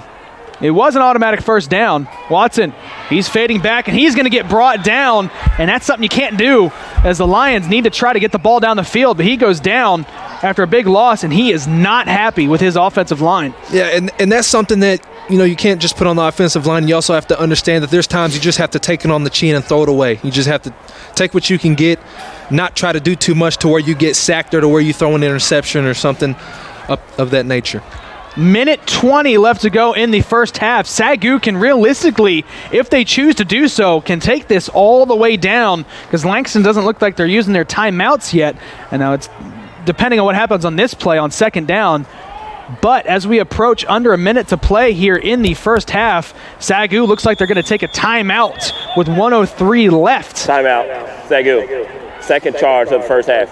So 1 minute and 3 seconds left here in the first half. SAGU takes a timeout. 2nd and 20 coming their way. If I'm an offensive coordinator, take it with a grain of salt because I'm a defensive guy. But if I'm an offensive coordinator, right here is where I really try to implement the RPO that we saw that they started to have a little bit of success in the first quarter early on. See, I go the other way. We haven't seen them do this so far this season. If they run a screen, they run it to the receivers. If I'm Coach Ryan Smith, I'm looking at Michael Bledsoe maybe out of the backfield on a screen play to try to catch Langston being overly aggressive. We'll see what happens here. They like to set up in that 5-wide formation. As we have an update, Marion, the number 2 team in the nation, leading Taylor 33-0. And there you see the live look in, and we're going to go ahead and update that to 34-0 as they just tacked on an extra point over there in Taylor. And on the road is Marion. So here comes SAGU. That looks like they are going to come out in 5 wide. So my prediction of a running back screen looks like it's not going to come to fruition as Watson lines up 3 to his right. He is back to pass. He pumps, and he's going to go down again. Another sack on 2nd down. And Langston doesn't look like they're going to use their they are going to call a timeout with 49 seconds left to go here in the first half. 3rd down and a mile. 3rd down for SAGU. Timeout. Langston. First charge of the first half. 3rd down and reset the game clock to 54 seconds. So it looks like Langston did get the timeout in about 5 seconds earlier than we had thought. They did call for it immediately, but I don't think the official heard it. There's going to be 54 seconds left in the half. 3rd and very long coming here for the Lions. And now this is where you kind of have to look at maybe a draw play on 3rd and 26. If they line up in 5 wide, I expect nothing less, and I wouldn't encourage anything else. But if so, you might just want to hand it off to Bledsoe. Well, at this point, you want Langston to use that 2nd timeout. You want them to go into a final possession here to end the half with as little timeouts as possible. So probably, I'm not an offensive coordinator, as we've mentioned, but you got to think that potentially they come out and try to run the ball. But as I'm saying that, they come out 5 wide again. So we'll see what they do here on 3rd and 26. At the 33-yard line, Watson in the shotgun. Langston backs off. They bring 3. Watson rolls out to his right. He's just going to complete it to Brock Rago. He does stay in bounds. Good job to stay in bounds and not try to get it to the sideline. And Langston is going to use that 2nd timeout. Timeout. And that shows 2nd charge of the first half. The IQ of Rago is that you didn't see him fight to get out of bounds. You saw him just go ahead and accept that and go down just so that clock can tick, causing Langston to call that timeout. So like you said, this final drive of the half, they're going to have to do 50-second drill. 48 seconds left on the clock. And that's almost like an extension of a run play, what they did there. They rolled out to the right, quick, simple completion of the flats. You might as well just write it down as a handoff. But 48 seconds left here for Langston as Seth Green comes on the punt. Back to return is going to be Glenn Irons.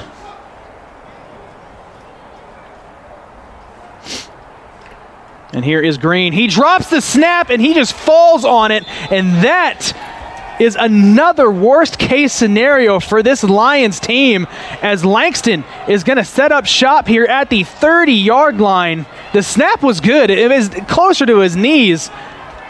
What didn't hit him in the chest like you'd like to see, but it's right there to get the punt off, and it just goes through the hands of Seth Green, and Langston catches another break as they look to put some more points on the board, down 14-10. Just imagine if Langston hasn't been given 3 to 4 breaks as they have been. Well, like you said, Langston, their points have come off good field position on a blocked field goal, a botched snap, and now another botched snap. They run a screen. They cut it back up towards the middle of the field, and he's brought down after a gain of, we'll call it 7. That's a great job by Gus Wright. And Gus Wright's an unsung hero of this defense. Langston. We don't call his name very often, but he does a lot of those plays on defense to where they don't go on a stat sheet, keeping outside containment, fighting through blocks, forcing everybody back inside, and they're coming up with a big, crucial tackle in the middle of the field. Langston takes their 3rd timeout, and they didn't pick up the 1st down. That was completed to Barry Handy Jr., and he had a gain of 7. A reminder: the clock does stop on first downs until the ball is placed. So 38 seconds left to go here in the first half. On the 23-yard line, Langston finds themselves at a 2nd and 3. Cooper comes out 5 wide.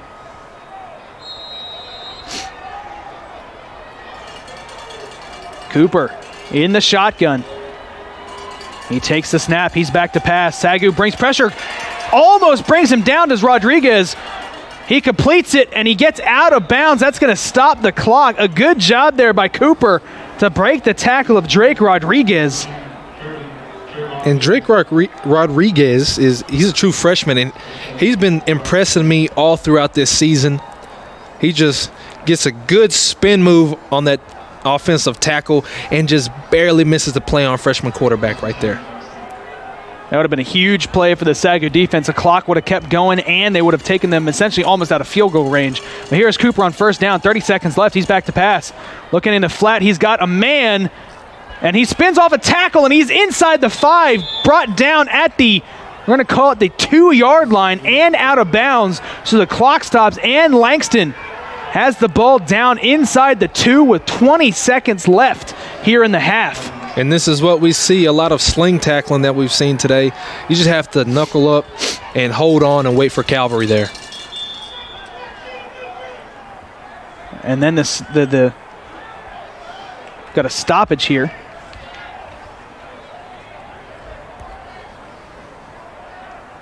I'm curious if they've spiked the football. Did they get the snap off? The clock is stopped at 15 seconds, so it looks like they did spike it. As he was brought down inbounds, they say. So 15 seconds left after the spike on first down makes it 2nd and goal from the 2-yard line.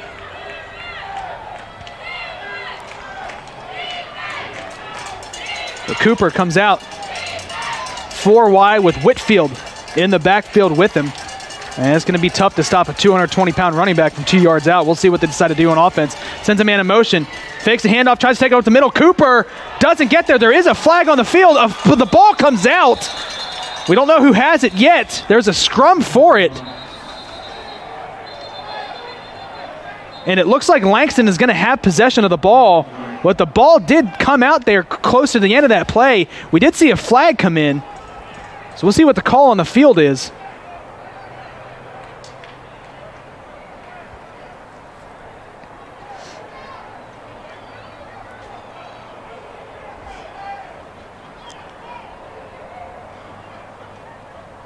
You saw the ball squirt out there. It was in the lap of Landon Jones. He had possession of it. Oh, he didn't have possession. I'm not sure he knew it was right there on his hip. But it ultimately gets recovered there by Langston. And we're awaiting the call on the field. A flag did come in rather quickly. You'll see it fly in from the back judge. Was holding.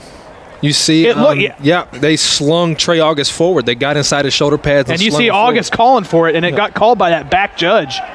So this should be a loss of 10 for Langston, waiting on the call.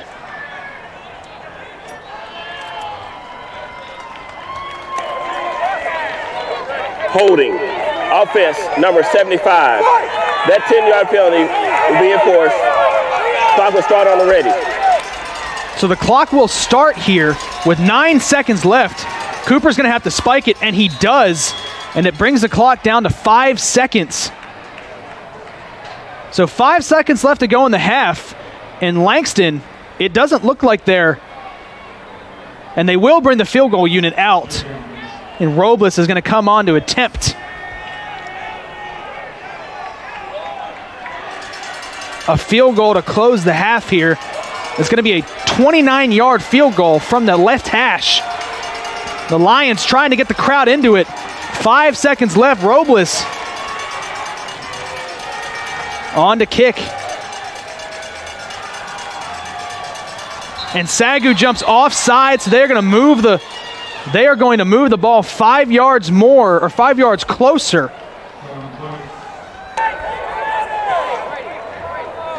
Offsides, defense, number 90. 5-yard penalty from the previous spot, remains third down. Devontae Crownover gets called for the offsides, and you did see him jump there towards the middle of the line.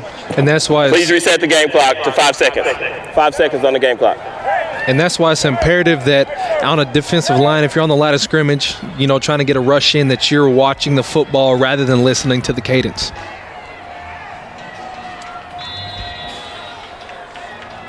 So this makes it a 24-yard field goal here for Robles from the left hash, and then a timeout by Coach Smith. Maybe trying to ice the kicker a bit or get something going here, maybe to try to get some penetration timeout on that defensive line. Third and final charge timeout. That is their last timeout for SAGU.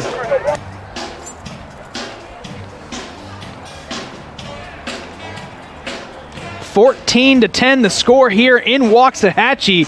SAGU leads thanks to the help of a kick return for a touchdown from Christian Cross, and then a pick six by Jalen Moss. And Langston, their 10 points have come from very, very fortunate breaks and field position that have come their way. One off a blocked field goal and then one off a botched snap. Both times setting the ball up inside the 15-yard line, and now the field position for them comes off another botched snap on a punt attempt by Seth Green, and they got the ball inside that 30-yard line, and they're looking at trying to set up a field goal here with 5 seconds left. Glenn Irons to hold. Connor Robles to kick. Snap is good, hold is down, and the kick is up, and it is good. And Langston is going to go into the half down 14-13. As the teams do head to the locker room, SAGU leads 14-13. And Matt, who saw this coming? You and I didn't. We did not. The SAGU Lions, again, coming into today winless, 0-7 on the season, and Langston, who is fighting for a playoff spot. They are a top 25 ranked team coming into today, ranked 22. So we thought they had to come out swinging, try to get the score as high as possible, get as many points, try to impress those voters, move within that top 20 to secure a potential playoff spot in the NAIA playoffs. And that just goes to show this SAGU team, this season doesn't look like the expectations are reality. But they're continuing to chop away. They're not allowing these things to get them too down. They're showing up every Saturday and they're saying, hey, as long as we're stepping on the field, as long as we're competing, then we have an opportunity and a chance to come away with a win today. We're going to go live to our sideline reporter, Riker Russell, who's with Coach Ryan Smith. Riker, what's Coach have to say about that first half? Thanks, Adam. Coach Smith, what a game-changing second quarter for the Lions. At the beginning of the game, it looked like Jalen Moss was nursing a knee injury, but then he had an amazing pick that led to a touchdown. And then 5 minutes before the half ended, Christian Cross had a touchdown on special teams. So tell me what it's like having these two guys on your team. They're dynamic players, but they're fighters. It has nothing to do with players. They're fighters. That's who they are. It's how they've been raised. It's a testament to their family, a testament to our program as a whole. They fight. All our guys are going to fight for the next 2 quarters. You have the lead going into halftime. What are you going to tell the guys in the locker room to close this game out? Keep fighting, one play at a time. That's all we've talked about all week. It's just one play at a time. Don't worry about the last one. Don't worry about the next one. Worry about the one that's happening right now. Infallible focus. Infallibility means you believe with everything in you that something good's about to happen. We have to have that every play. Thank you so much, Coach. Good luck. Back to you, Adam. Thank you, Riker. Thank you, Coach Smith. Matt, we're in store for an exciting second half here. Don't go anywhere. We'll have the second half where SAGU receives the ball and some first half stats right here on the SAGU Sports Network.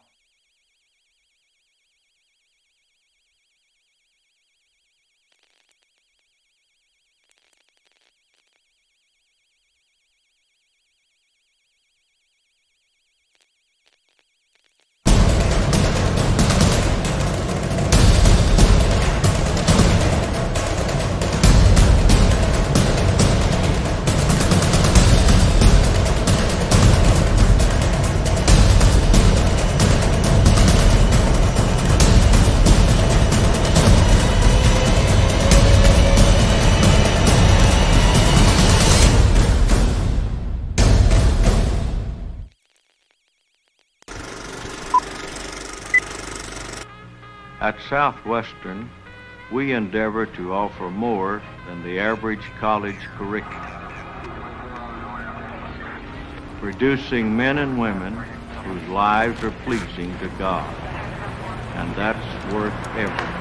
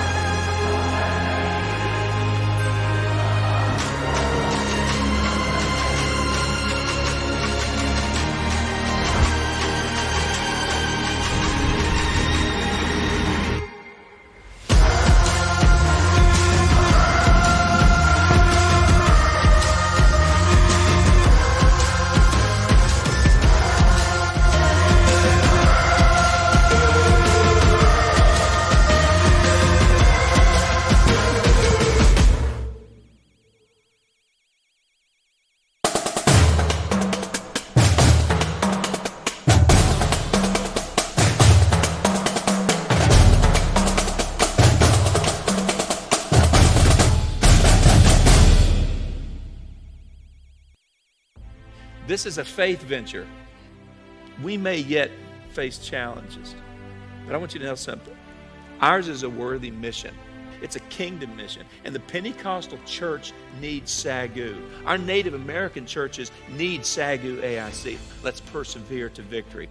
May each of us maintain the reputation of one who knows their stuff. They expect us to be the best.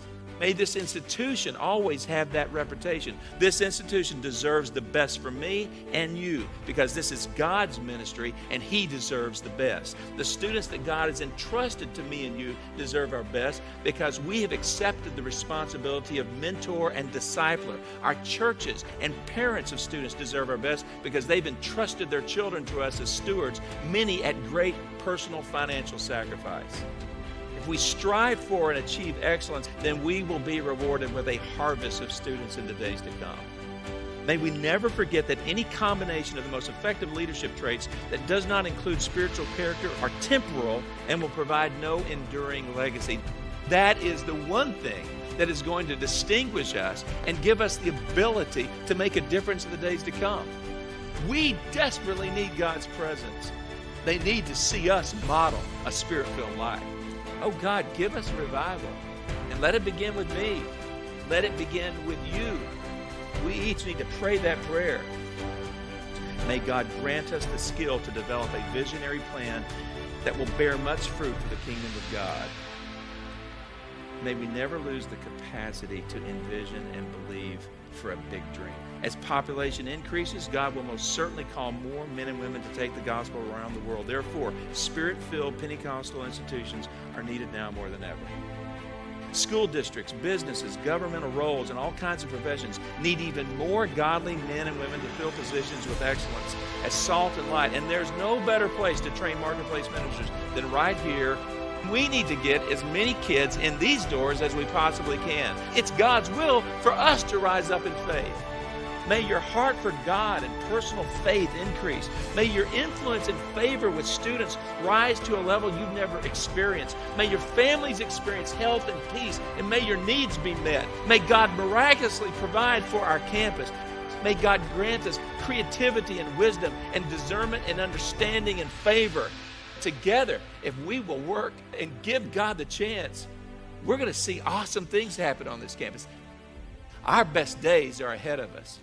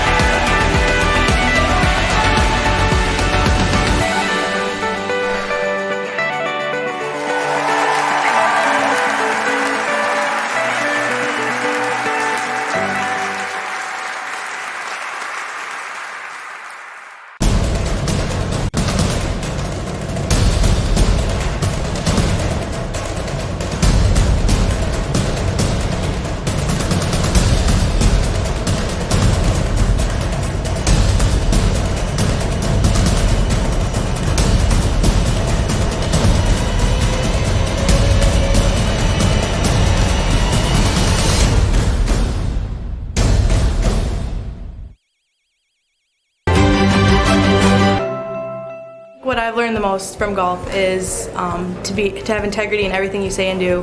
One of the biggest lessons of that sports impacts my daily life is discipline. Be a champion of character, it just means to realize first that you're a part of something that's bigger than yourself. Being a part of NAIA is something that I'm going to keep with me forever because it's not only made me a better athlete, but it's made me a better person. The NAIA really just cares about their student athletes and just the experience in general at the school, and I think that's really important. The NAIA stands for, has great core values. One that's most important to me is servant leadership. Being able to serve your community is a huge reason why I chose the NAIA. I am a champion of character. I am a champion of character. I am a champion of character. I am a champion of character. I am a champion of character.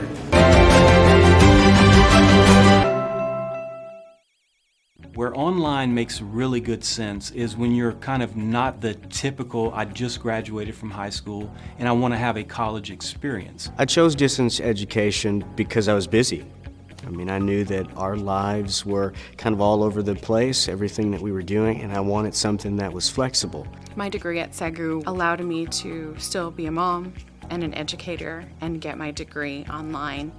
I was able to tuck my kids into bed and get everything that I needed to get done, and while laundry was going, I was studying. If you have any questions, certainly give me a call and shoot me an email, and I'll be glad to help any way I can. We have an asynchronous program, so videos are going, students are accessing the course on their own schedule, which is a convenience of online education. So the online provides the way to get the academic credit that you need to advance your career path, advance your learning and your skills. Well, a lot of what we were doing with our resident assistants was preparing them to teach their halls. And then, of course, I'd have the opportunity to teach as well. So I was training, but then I was also teaching the whole dorm. And so I found that a lot of the tools that I was getting from my classes was really helping me to prepare my RAs and to prepare myself to minister to our students. My master's degree in education at SAGU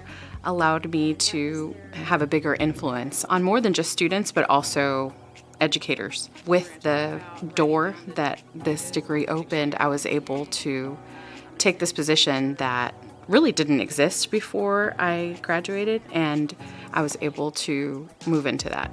In SAGU's philosophy, we want to connect students with a faculty member that is curating the content, and they are providing the content we feel is important for that particular course the way that it is presented in SAGU's distinctive. I loved the way that they would give you quality feedback. It's not just a grade, but I want to know what you think about my work. My professor was fabulous, just was always there for me that entire semester, and I was able to graduate exactly when I expected to. The fact is, there is no back row in an online classroom.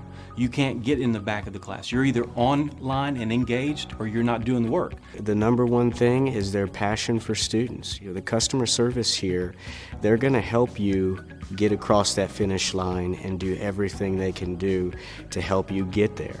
This is a place where if you've already in your career, you know what you want to do, and you just need that extra skill set, you need that help to prepare you to be more successful, this is a very practical place to get your degree.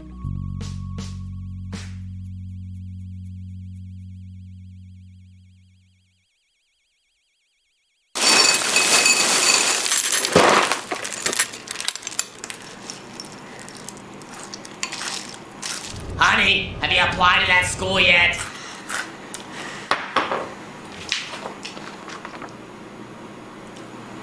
Not really into purple.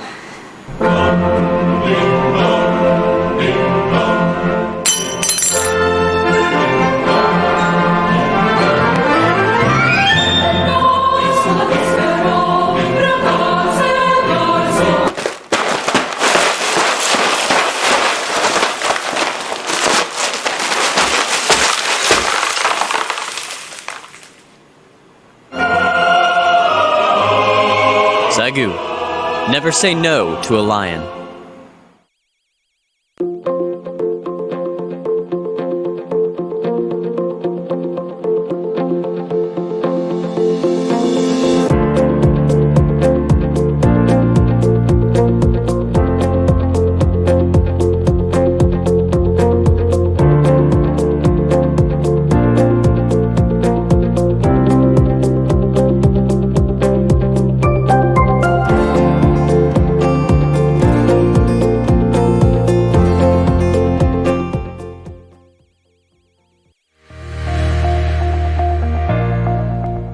lot of people think of the NAIA, they think, oh, the talent level is less. The talent level is not as great. That is just not true. You know, there's some great athletes out here that maybe didn't have the size or the athletic ability to play at D1 or D2, but the talent level out here is tremendous. If I could give anybody advice or pitch that to anybody, I'd say give the NAIA a chance. It's a great place to play.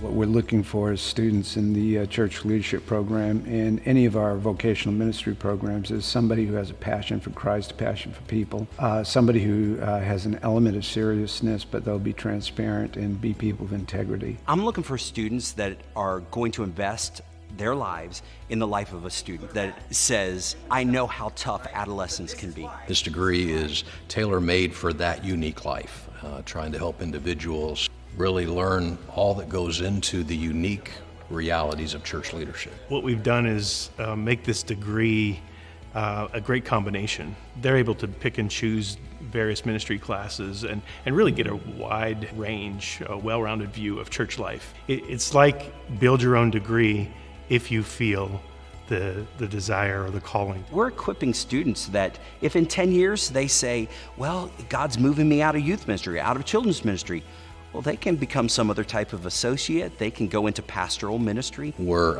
increasing the internship component that goes alongside this degree. And so, this gives a good potential. A student can be plugged into a single church for 3 semesters. They could be plugged into 3 different churches.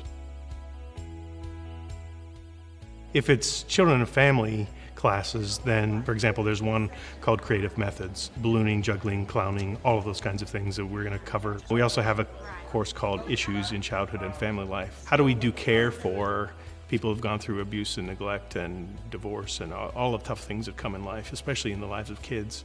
I discovered that along with other things that I had been doing. And in pastoral leadership, they're going to get courses such as ministerial ethics. They're going to get courses like pastoral leadership itself, but then they'll also pick up things like hermeneutics and systematic theology to go along with preaching courses and pastoral counseling courses. They're going to be learning, some of the practices of ministry, certainly, how to communicate, how to lead a service, how to, develop ministry, but they're also going to learn a lot about dealing with people, things like how to help a church turn around one that's been struggling, or how to plant a new ministry. Whenever I talk to freshmen, I say, don't think that you're purchasing a 4-year. Welcome back to the SAGU Sports Network as we get ready for the second half. SAGU will receive to start this third quarter as Connor Robles is on to kick off for the Langston Lions. And an exciting first half there, Matt. If you're just joining us, 14-13, SAGU is leading, and Langston coming in as a number 22 team in the nation, and SAGU coming in winless. We didn't see this coming. We didn't see this coming, but with them receiving this kickoff, starting off the second half, is they're poised to set the tone for the second half and extend this lead that you see. Robles kicks it off, and we are underway here in the second half. Ball bounces off the SAGU return man. That is Christian Cross, who's already got a return for a touchdown. He gets his ball out past the 30, down at the 32-yard line, and that's where the SAGU offense will take over. As you see the first half stats, on the SAGU side, offensively has just been abysmal. Negative 17 yards rushing, a couple of sacks in there really attributes to that. But the good news is their defense has just been very, very good against this Langston offense. This SAGU defense has been suffocating. Langston really has only scored it because the debauchery that happened with SAGU's offense giving them the ball on the 15-yard line, the 25-yard line, and, anytime in their own territory. And that's what's really hurt this SAGU offense. Busted play. Watson looked to try to hand it off to his running back, but he went the wrong direction. Watson just gives himself up for a loss of 2.5, we'll call it 3. It looked like that play was designed to go to the running back, but the running back went to Watson's left when Watson was looking to his right. I'm not sure who was at fault there, as you'll take a look at it there. And it looked like if he had been able to hand off the football that there was a good 3 to 4 yard gain. And then right there, you just got to take it on the chin and accept what you can get. 2nd and 13 here now for the Lions. And realistically, Matt, as honest as possible, as blunt as possible, they have to do something on offense. They got to get something going if they want to continue to hold the lead in this game. There's Watson. He's going to fake the handoff, has a guy in his face, immediately completes it outside to number 84, who's got his first reception on the day. That is Caleb Johnson, the H-back, getting involved in the passing game. And you see that was a pass right out to the flat. And it's good that it was a completion. However, he just got back to the line of scrimmage. They got to start looking downfield, looking for those positive yardage. 3rd and 12. They're actually going to give him 1 yard on the reception. I think that's a little generous. We'll see here. But it's 3rd and 12 here for the Lions, the SAGU Lions, that is. Langston looks like they might send some pressure here. And they do. They bring 5. Here's Watson. He's back to pass. He's going to go deep down the field looking for Dotson. Dotson can't bring it in. Double covered as the safety came over to help there at the tail end. And why not throw it up to your 6'4 receiver? This time it just falls incomplete. And you see he went through his first progression, and then, he knows on that backside that Bryant Dotson is there. And then the safety for Langston was able to come over and also help aid in that defense of that pass, and they were able to break it up. So 4th and 12 as the Lions bring out the punting unit. Seth Green, who the last time we saw him had a ball go through his hands, and Langston took the ball, or recovered the ball rather, on the SAGU 30-yard line, and were able to put 3 points on the board before the half. Here's Green's punt. It is up, and it is a high punt. Fair catch called for and brought in at the 32, 33-yard line, and that's where Langston will take over on offense. And this SAGU defense is coming back out, and let's just hope that they don't miss a beat from that first half, because they've been playing lights out. They've created 2 turnovers, with around 130, 150 yards returning on those interceptions. And the defensive line has been monstrous up front, and they've been getting penetration on Langston's offensive line, and those linebackers have been filling their gaps very well and getting to the football, not allowing anything more than 2 to 3 yards. Jordan Cooper, the freshman, remains in at quarterback, 3 out wide to his left with Whitfield to his left. He hands it off to Whitfield, and Whitfield this time drags a couple of defenders forward for maybe another 1.5 yards. That's going to be a gain of, we'll call it 3 on first down. See, that's what I was just talking about. You see defensive end Jordan Coleman there, able to scrape down the line of scrimmage and get contact on Whitfield. Linebackers cleaning up the tackle, not allowing more than 3 yards. Whitfield lines up to the left of Cooper, where he's got 3 receivers out wide, 1 to his right. Here's Cooper on 2nd and 7. He's back to pass. Looking towards the middle of the field, and it's broken up just over the outstretched arm of Gus Wright, who looked like he was in pretty good position there to almost come away with a pick. And Gus right there, that shows his IQ. He knows that the quarterback is looking out to the flat or looking out to his outside receiver, and he sees out his peripheral vision that he just got behind him, and it was moving back inside to a skinny post, and he was able to get back and get his hands in the passing lane. Bryce Bailey on coverage did a good job too. He's been very good. The SAGU defensive back as a whole has been very good this game. 5 wide here for Cooper. 3 to his left, 2 to his right. He's back to pass. Clean pocket, gets the pass off, and it's dropped. Almost completed. Would have had just enough for a first down. He was looking that time for his receiver, Handy Jr., and he just couldn't bring it in. Maybe heard some footsteps. And that's a great route scheme right there that, they're playing a zone out there, and Kobe Roach knew that something was coming out in the flat, and that's his responsibility. So he went out there in the flat, and that allowed that number 2 receiver to work right in behind Kobe and right in front of Christian Cross. Luckily, Landon was there just to bring the eyes off the receiver for a little bit so he could get his eye off the football. Ball was on the money, just through the hands of Handy Jr. Durisso gets the punt off. He's been pretty good in the punt game. It's brought in. It's going to be returned by Jalen Moss. Jalen Moss gets it up past the 40, and he fights for some yardage. He's going to be brought down at the 45-yard line, and pretty good field position here for the SAGU offense. If they're going to do something and put a drive together, you really want it to happen with good field position, and that's what they're looking at right now.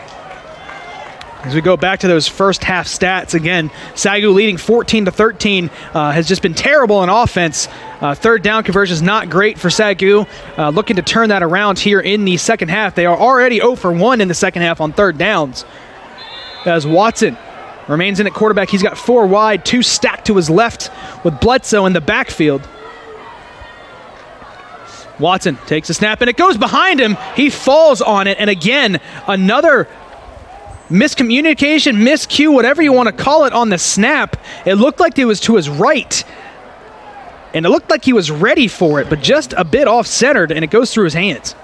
And these are some minor things that they really need to clean up, because they're having very major implications and very major effects on this game, as we've seen. However, the great thing about sports is they can dust it off and go to the next play, and then just, have a clear mind and get this drive going. 4 wide, both sides are stacked. Here's Watson. He's back to pass. He gets it off to Dotson. Dotson tries to spin off a defender, but he's brought down. Good open field tackle that time by the defensive back for Langston. That is Justin Herbert. Again, not the quarterback for Oregon. That's going to be a gain of 4. 3rd and 16 here for SAGU, and they are looking to avoid going 0 for 2 on third downs. So that would be 1 for 8 in the game if they do not convert here. But this is a tall task. 3rd and 16.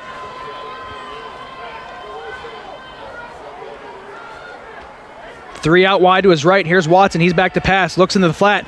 Steps up. He's going to let it go deep downfield, looking for Dotson, and it's overthrown by everybody. And Watson took a shot there right as he threw the ball from behind. And on comes the punting unit for SAGU.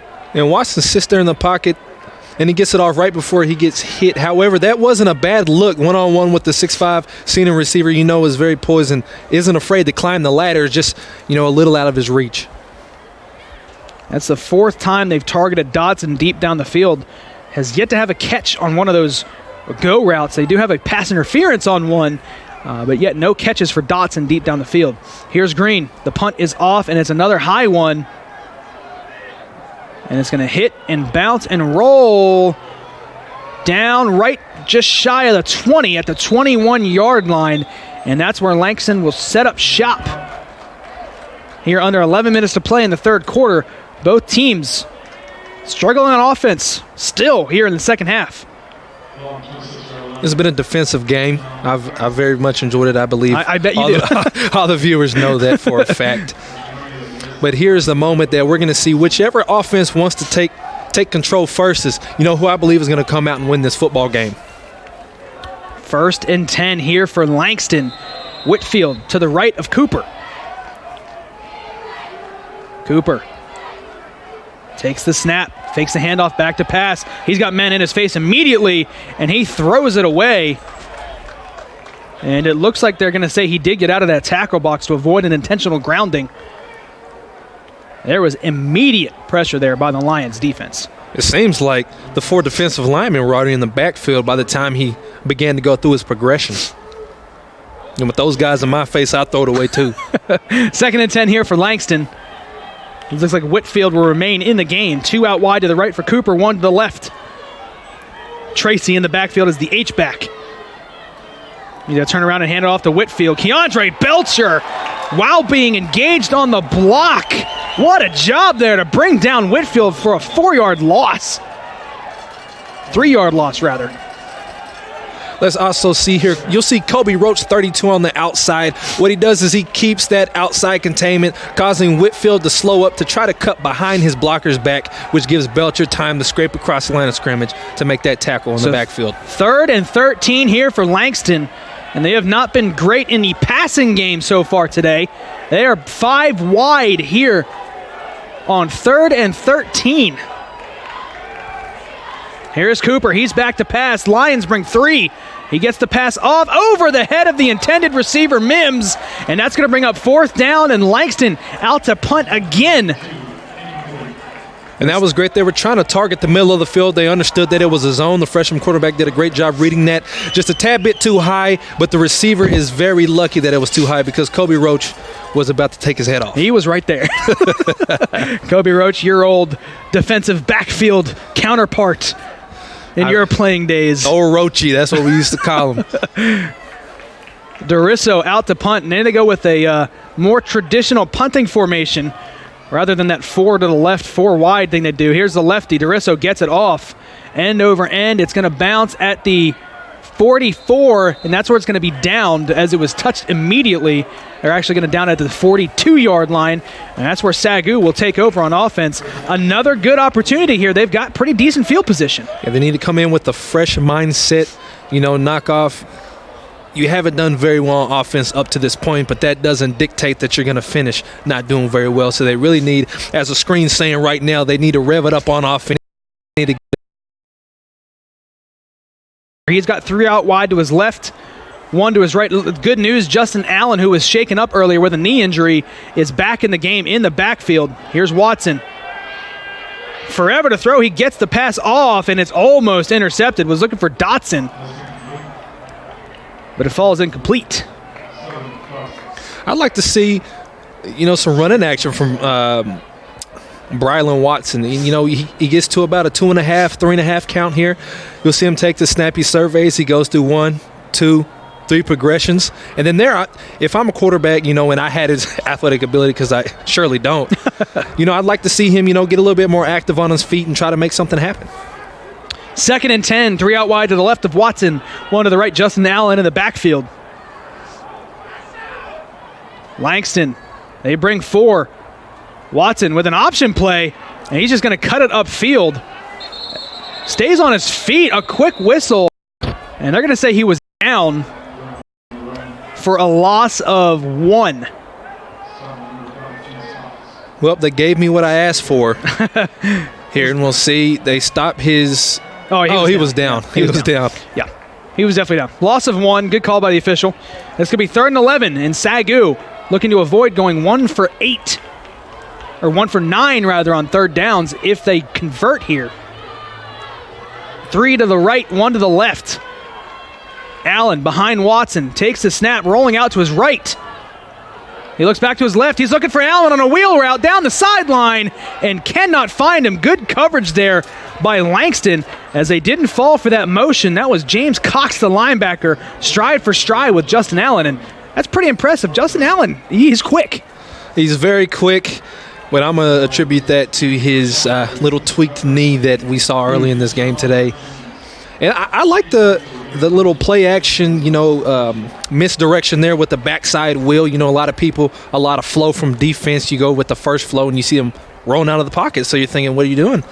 And with that backside wheel, I like them trying to shoot the shot, but there wasn't converted. Another bad snap. Seth Green can't bring it in, and Langston will take over possession regardless of who has the ball, and they're going to get the ball again right inside the 30-yard line, and this has been the story of the day for Langston's offense. They have gotten 4 breaks now, including this one where they set up shop inside SAGU territory, inside that 30-yard line, and they've scored on 3 of those trips on the miscommunications from the SAGU special teams or a botched snap on offense. So far today, it's been 2 botched snaps on punts on the punting unit, 1 blocked kick, and then a horrific fumble by the SAGU offense inside their own 5-yard line.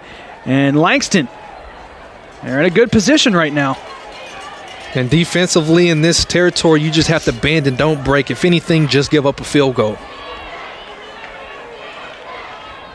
Cooper.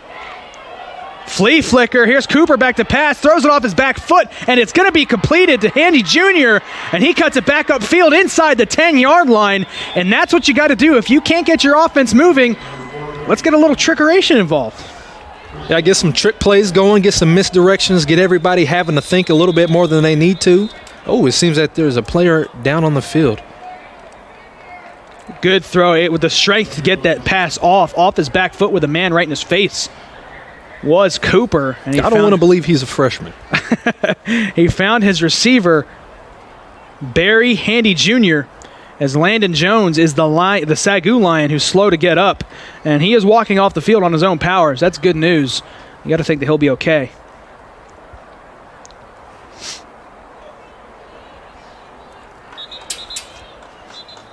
So Langston,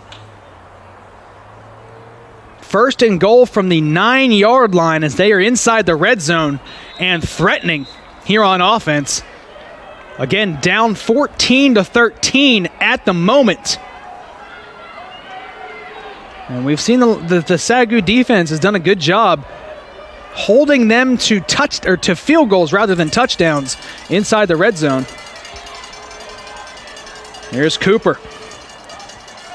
He's going to keep it himself, get it up the middle, breaks a tackle and into the end zone for a touchdown, and Langston will take the lead after a good RPO read pass, or a good option there for Jordan Cooper. And that's a great inverted veer. That's something that you don't really see too much nowadays. And that was just a great read by him there. The defensive end went out with the running back, and so he kept it and split it right up the middle. And it looks like they are going to go for 2 to go up 21-14 potentially. Right now they hold a 19-14 lead with 8:18 left to play in the third quarter.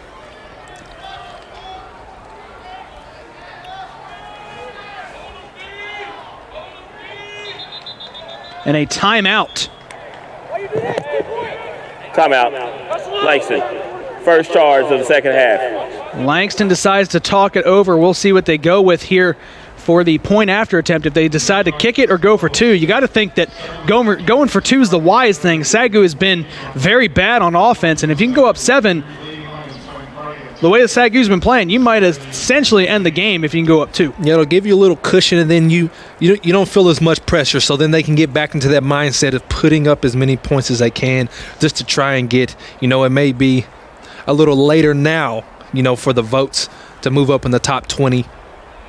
But there's still a chance for them to put up significant points here.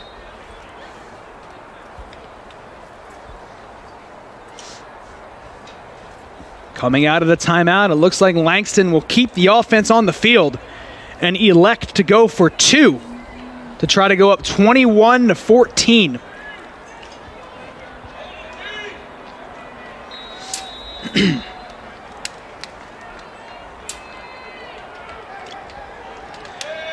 And here is Cooper. Whitfield in the backfield to his right, 2 out to his right, split out wide, and 1 to his left.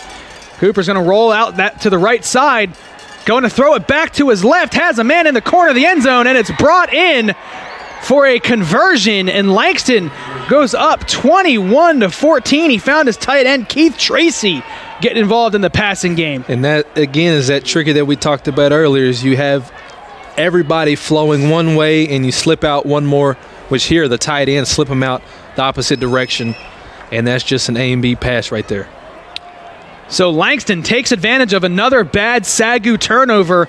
The snap almost essentially rolling to Seth Green, and it gets turned over inside the 30-yard line, and then with the help of a flea flicker from Cooper to Handy Jr., and then Cooper doing it himself, getting into the end zone from 9 yards out, gives Langston the 21-14 lead with that 2-point conversion. And now they've got that 1 touchdown lead that they had in that first quarter when they went up 7-0. And we'll see what SAGU does to respond. And if it's indicative of what the game has been so far, it might have to come from the defense or special teams. Robles on to kick. And he gets it off. It's a high, short kick, and it's going to go out of bounds. That's a break that SAGU could use. That's going to be a penalty, so SAGU's going to get good field position here.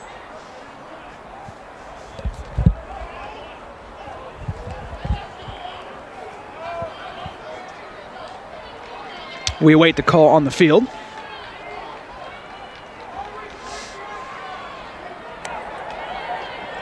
Free kick out of bounds against the kicking team. Ball will be placed at the 35-yard line. First down, SAGU. So SAGU will take over at the 35-yard line, just the third penalty on Langston. I wouldn't be surprised if they start heading the ball off a little bit more in these upcoming series. Michael Bledsoe in the backfield with Brylan Watson, 4 out wide for the young quarterback. He's going to turn around and hand it off to Bledsoe. Bledsoe bounces it up to the outside, and he falls forward for a gain of, we'll call it 5 yards there on first down. See there, I think that's one thing that will definitely help SAGU's offense going on. As long as they can establish some kind of a run game, it'll open up their pass a little bit more, give them a little bit more time to make a decision when throwing the football as well. Watson with 2 receivers stacked at the bottom of your screen. Hall and Dotson, he's going to turn around and fake the handoff, roll out to his right, dump it off at the middle of the field, and it's brought in for a first down by Patrick Hall, the senior. And you said Patrick Hall, he just seems to be sneaky good on these first down conversions. He just finds a soft spot in the defense there, and they convert. And that's one great thing about Patrick Hall is he understands, because he used to play a little bit of DB, so he understands defensive schemes. And here you'll see him come across the formation, understand that they're sitting in the zone, so he's going to sit right in that soft spot between the linebackers and the safeties and help them convert this first down. 1st and 10, the Lions finally get a first down in what feels like forever. Bledsoe spins off a tackler, and he falls forward for, call it maybe half a yard. I'm sure they're going to say no gain. 2nd and 10 here for the Lions. That was a great way to avoid the first contact that could have been in the backfield and then just get back to the line of scrimmage.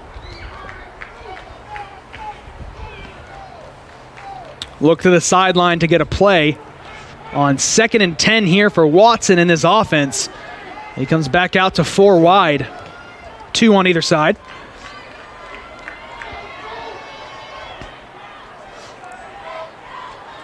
Watson takes a snap, bobbles it, but he's back to pass. He rolls out to his left and is getting in trouble here. He breaks a tackle. He's got plenty of room to run. He's going to tuck it and try to get it upfield. Lowers the shoulder, and that's an exciting run for all but no gain.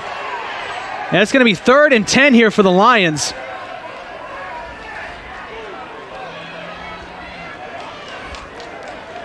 And there we see him just get back to the line of scrimmage. You know, initially he comes outside looking for a progression. I was scared right there. I was thinking just throw it away. Then he's able to come back across. And it seems like he's nursing his hamstring a little bit. And he was able to get back to the line of scrimmage there. 3rd and 10 here for the SAGU offense. They were able to convert earlier on this drive, albeit a 2nd down, so 3rd down here. 4 out wide, Bledsoe to the right of Watson. Low snap, he brings it in, back to pass. It's brought in by Dotson, and Dotson fights for the first down. It picks up a few more yards, and that's going to be move the chains for the Lions. I don't think he initially had it on the initial reception, but a good job by the senior to fight forward and get that first down. It was close. That was a great catch. Yeah, bobbled a little bit. And that's a great way to use the defensive back's initial hit to help, you know, recalibrate your balance and get back on your feet and to spin forward and get some more yardage. So new set of downs here for the Lions, and they've got the ball inside Langston territory. Here is Watson, another low snap. He's back to pass. Gets it off to Dotson. Dotson brings it in and then is walloped, but he's going to have enough for the first down. A good job by Dotson to bring that in, take the hit, and keep possession. We're starting to see a little momentum shift here. You see Brylan Watson's getting more comfortable in the pocket. He's getting more comfortable throwing off his back foot there. And he was able to throw a strike to Dotson. 1st and 10 here for the Lions. 4 out wide. And get them to jump off sides. Oh, they blow the whistle. And a lot of times you'll see them, like you said, they'll have a free play, but they blew it dead. Offsides, defense, number 11. 5-yard penalty from the previous spot, remains first down. And that's an unfortunate break for SAGU's offense. You would have liked to try to get a free play there, take a shot at the end zone, but they blew it dead. Typically, you'll let them see that. You'll see them let that play out, but not this time. 1st and 5 here from the 14. Watson back to pass. He's got time here. Evades a defender. Tucks it, and he's just going to go out of bounds. and he's going to lose 6 yards there. You got to kind of wonder, why not just throw it away? Why not throw it away? I probably would have threw it to the dump off within a second and a half. So now they're back behind the original line of scrimmage. It's going to be 2nd and 11.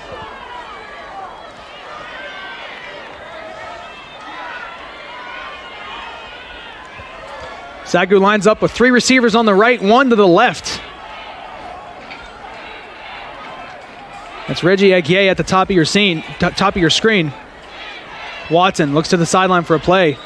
And they have to take a timeout as a play clock is running down. Timeout. SAGU. First charge, the second half. Let's go back to that 1st and 5 play where Watson rolls out there. He can make plays with his feet, and you got to wonder, at what point do you got to try to win the game with your arm? And in that situation, winning the game with your arm is essentially just throwing that ball into the stands. Yeah, throw it in the stands, get it out, and I think that has a lot to do with his inexperience at quarterback. And knowing the weight that this position holds, there's the small little things that a lot of people like to overlook is that quarterbacks, you have to know the rules through and throughout more than a lot of players on the field. And it's the little things like that pay dividends, and sadly they only come about to people's attention is, when it's a situation like this where they could have thrown it away and been 2nd and 5, but now here they are at 2nd and 11. Brylan Watson comes out of the timeout with 4 wide. Going to have 2 stacked down, or 2 bunched up at the bottom of your screen to his right. Michael Bledsoe behind him in the backfield. A sort of pistol formation, sends a man in motion. That is Rigaud. Watson takes a snap. He's back to pass.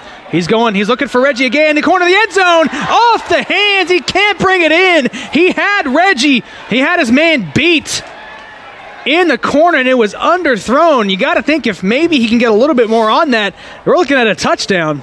You see him go through his first progression and know that's the play, how it's designed. Chunks, it is a little underthrown, and the DB does a great job of playing through the hands of Reggie Aguirre. Like you said, good job of that defensive back to kind of catch up to Reggie and ultimately have good coverage. But now it's going to be 3rd and 11 here for SAGU. 4 wide for Watson. Bledsoe in the backfield. He sends Patrick Hall in motion. Here's the snap. Back to pass, dumps it off to Bledsoe, and Bledsoe again can't bring it in out of the backfield, and he had some room to run, and that has been an ongoing problem here for the SAGU offense. The running backs just cannot field passes. Not only did he have Michael Bledsoe out there in the flat, but Patrick Hall, who he called in motion, was on a backside wheel, and he was very wide open. Definitely would have been a first down. More than likely would have been a touchdown if he'd have been able to complete that pass. So TH comes on for the field goal. It's going to be a 37-yarder. It should be well within his range. There's no wind right now here in Waxahachie. Snap is good. The hold was down, and the kick is no good. He missed wide right. So SAGU, no points on the board. As we see a Langston player go down, it looked like he was celebrating the missed field goal, and as he came down, looked like he jumped in the air and tweaked his leg a little bit. We saw that happen a couple of weeks ago to a SAGU player.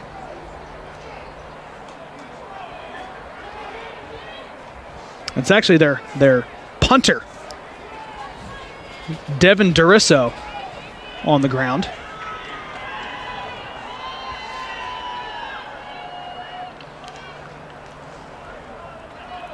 At least coming into this defensive series for SAGU, their defense was, getting a little bit longer break than, what they're normally used to. And so I look to see this defense coming out firing and maybe causing a turnover. They may need it with the way their offense has been tonight, and they find themselves down 21-14. That last drive was their most successful drive of the night, of the evening, and it resulted in 0 points off the missed field goal off the foot of TH. So SAGU coming away with nothing on that possession. Finds Langston taking over at the 20-yard line, 1st and 10, as Cooper with Whitfield to his left, 2 to his right, Tracy at the H-back. He's going to take the snap here on 1st and 10. Hand it off to Whitfield. Whitfield's got a lot of room to run. He lowers a shoulder and picks up a first down. And that's a fantastic carry on first down by the Langston stud running back, Tim Whitfield. And he's motioning to feed him, and I see Langston getting into that and feeding him more often, especially here right off the tackles. You see they had great blocks and gave him a good 13-yard rush there. And they'll also be able to chew some clock. Absolutely. 3:20 left to play in the third quarter. 1st and 10 here for Langston. Cooper letting this clock wind. He takes a snap, hands it off to Whitfield. Whitfield tries to cut it back up in the middle, but is met by that SAGU front 7, and they drop him for no gain, or a gain of 1 on first down. That right there, the penetration by Jordan Coleman initially caused traffic in the backfield. He was able to get past and basically bull rush that offensive lineman and put him on the ground, causing Whitfield to have to readjust his running lane. 2nd and 9 here for the Langston offense.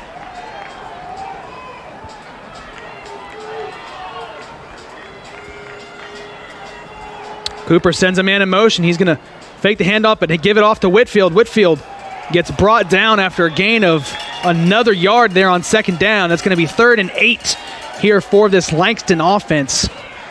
And they brought the motion across hoping that it would deter the defense, but that front 7 was very disciplined, and they would counter the entire way.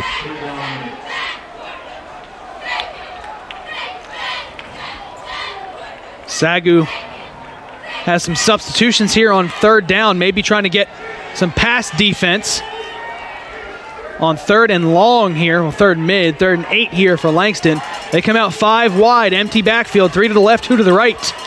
Cooper takes a snap. SAGU brings 3. They drop 8, and they're going to get there for the first time tonight. Drake Rodriguez. The true freshman coming up with a great play. Great hands. Been playing like a man with his hair on fire all night tonight. And finally getting to the quarterback and bringing up 4th down. He's got a good young career ahead of him here, a young future ahead of him here at SAGU. So here comes the punting unit for Langston. Again, they run this kind of weird, they've got 4 almost receivers out wide to the left. And you almost think that a fake could come at any time. Darisso, he is gonna fake it. He's gonna take off and run. And Darisso breaks a couple of tackles, but they finally bring him down. And on 4th and 17, they run a fake inside their own territory, and they give SAGU the ball back. That is a head scratcher. And a guy who just limped off the field with a knee injury the series before is the one doing the running. That's very, very interesting from Langston. There's a lot of unanswered questions we have, and we'll need Riker to go down there and get an answer. Broke off a couple of tackles. He made it exciting for a second, but ultimately was brought down. And that was not really ever in any danger of converting the first down. Again, it's just a head scratcher as to why you trade field position like that in a one-possession ball game. Gus Wright is down on the field, and he is not getting up, and the SAGU players surrounding him, Christian Cross and Kobe Roach and Keandre Belcher, awaiting their teammate here.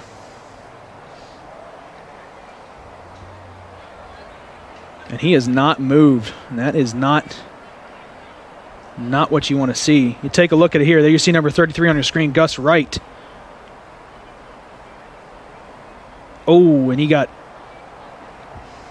that head got folded up, and the face down Gus Wright still has not moved. And that is ugly. That is not what you want to see. Kind of unfortunate there. It looked like it happened on his own player. Hit him right square on that head. In football, they've been implementing a lot of rules, to keep the head out of tackling. And then these are the freak things that you can't really control too much, is people moving around left and right and running across the field, people tackling and gang tackling. As much as they're making the game safer and they have, there's just certain things that are just inevitable, sadly.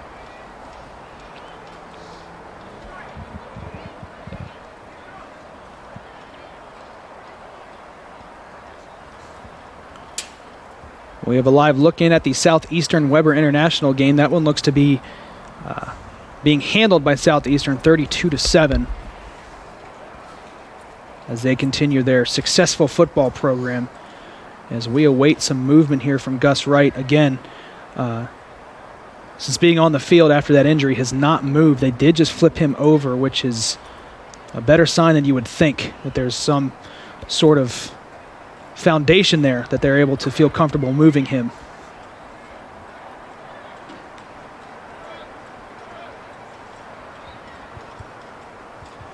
Gus Wright, the 6', 210-pound sophomore, who's been so good this season, the starter, has just come in and been a force on this defense. Again, a defense that has not been the issue for the Lions this season. And he's been such a playmaker. He's been such an unsung hero, as I talked about earlier in the commentation, is that he does a lot of things that you won't see on a stat book.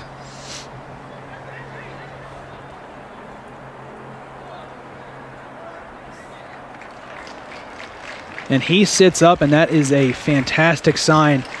It looks like more along the lines of maybe he got his bell rung, but for him to be able to sit up, you hear the audience, you hear the people in attendance here on both sides, the Langston side and the SAGU side, clapping and applauding the fact that he's able to sit up. And it looks like at the end of the day, when all is said and done, it looks like he's going to be okay. Definitely scary to see a player go down like that and stop moving for an extended period of time. But he is going to be helped to his feet, and that is great news. Gus Wright, again, number 33, on his own power to the sidelines, and it looks like he's going to be okay. And I think everyone in this stadium. Illegal substitution. 12 men on the field on the defense. 5-yard penalty, replay 4th down. So that's probably why they faked the ball. They knew they had a free play. I didn't see the flag come in. But both sides, Langston and SAGU audiences and the players both with the sigh of relief. You never want to see someone go down like that. So it's going to be 4th and 10, or 4th and 12 rather, and they are going to punt it. So the punt is off, and it is going to be brought in and bobbled ultimately, but is corralled back in. Jalen Moss is going to go down, and that was another scary play there. A flag comes in late, and it looks like it was thrown in the direction of one of the blockers. It looks like Bryce Bailey, potentially.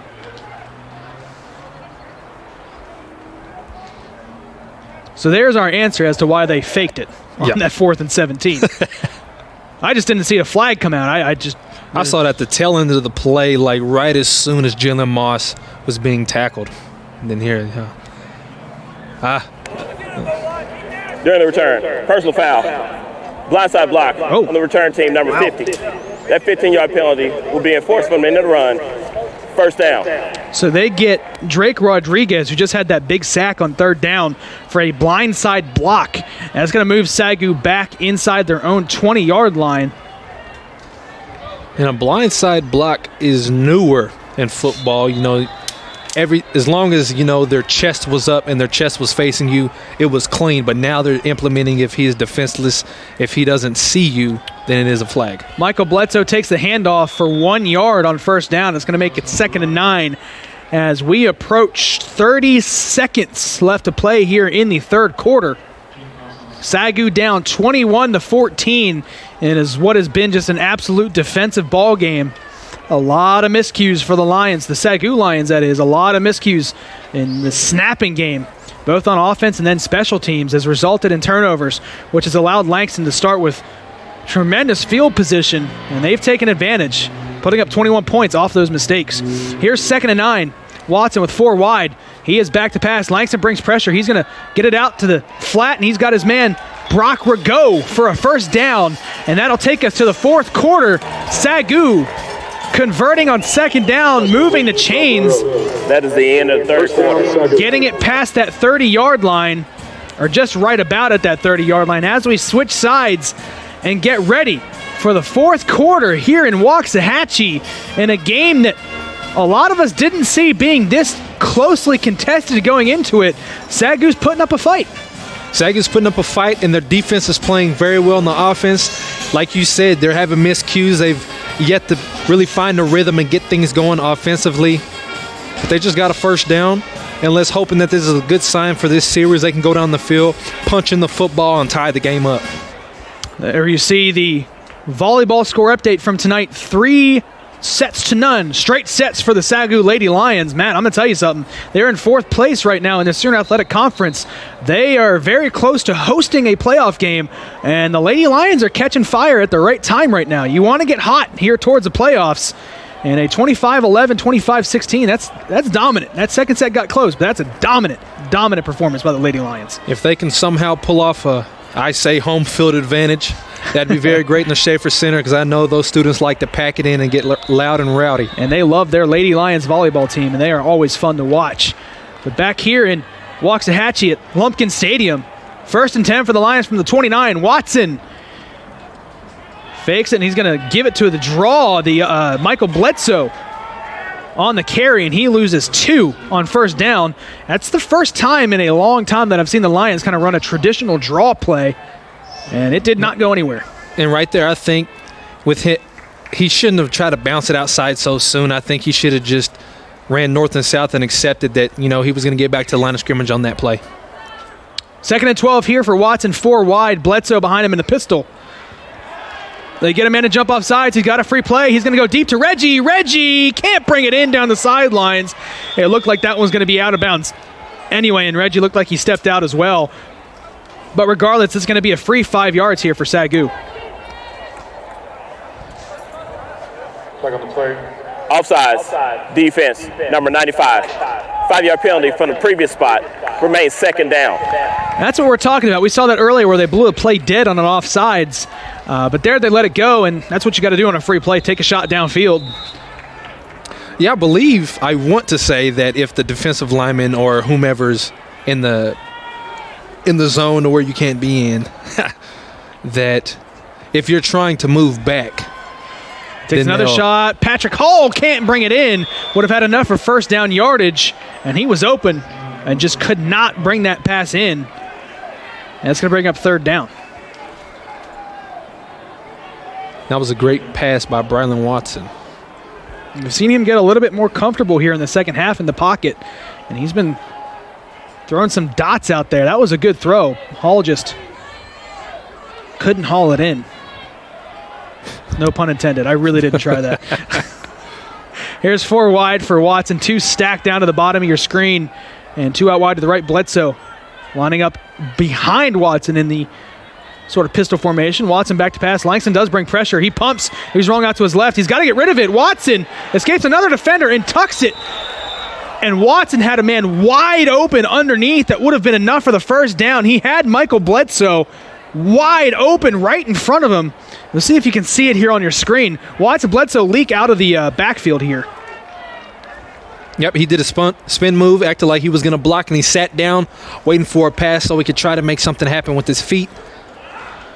And Bledsoe, again, missed opportunity there for the Lions. Bledsoe found that soft spot in the coverage and was wide open for a first down, and Watson just missed him. Seth Green gets the punt off, and it's going to bounce and take a very favorable SAGU bounce down past the 25, down at the 24-yard line, and Seth Green, pretty good punt there. Yeah, the times that he's been able to secure the snap and get a punt off, he's punted very well. And that's something we've seen the Lions struggle with this season, is their punting game. Seth Green has had a rough go about it this season, but tonight, like you said, if he can get his hands on the ball and actually get the punt off, he's been pretty good so far tonight. There we see another football score update. Tabor beating Avila 19-14 in that Kansas Collegiate Athletic Conference. We saw Tabor play the SAGU Lions earlier this season.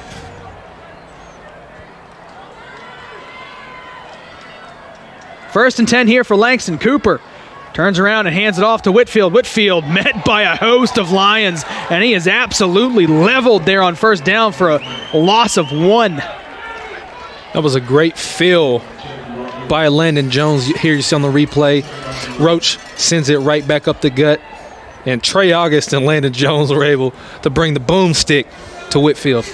I'm not sure of many people who can run through Trey August, let alone with a Landon Jones coming in behind him. 2nd and 11 here for Langston. Cooper sends Tracy in motion. Sends him in motion again. Here's Cooper, takes the snap, fakes the handoff. He's back to pass. Facing some pressure, rolls out to the left, flicks it out, and incomplete. Going for the interception was Jalen Moss. He made a good break on the ball. He was looking for his man, Mims, on that left side. But Jalen Moss with the closing speed.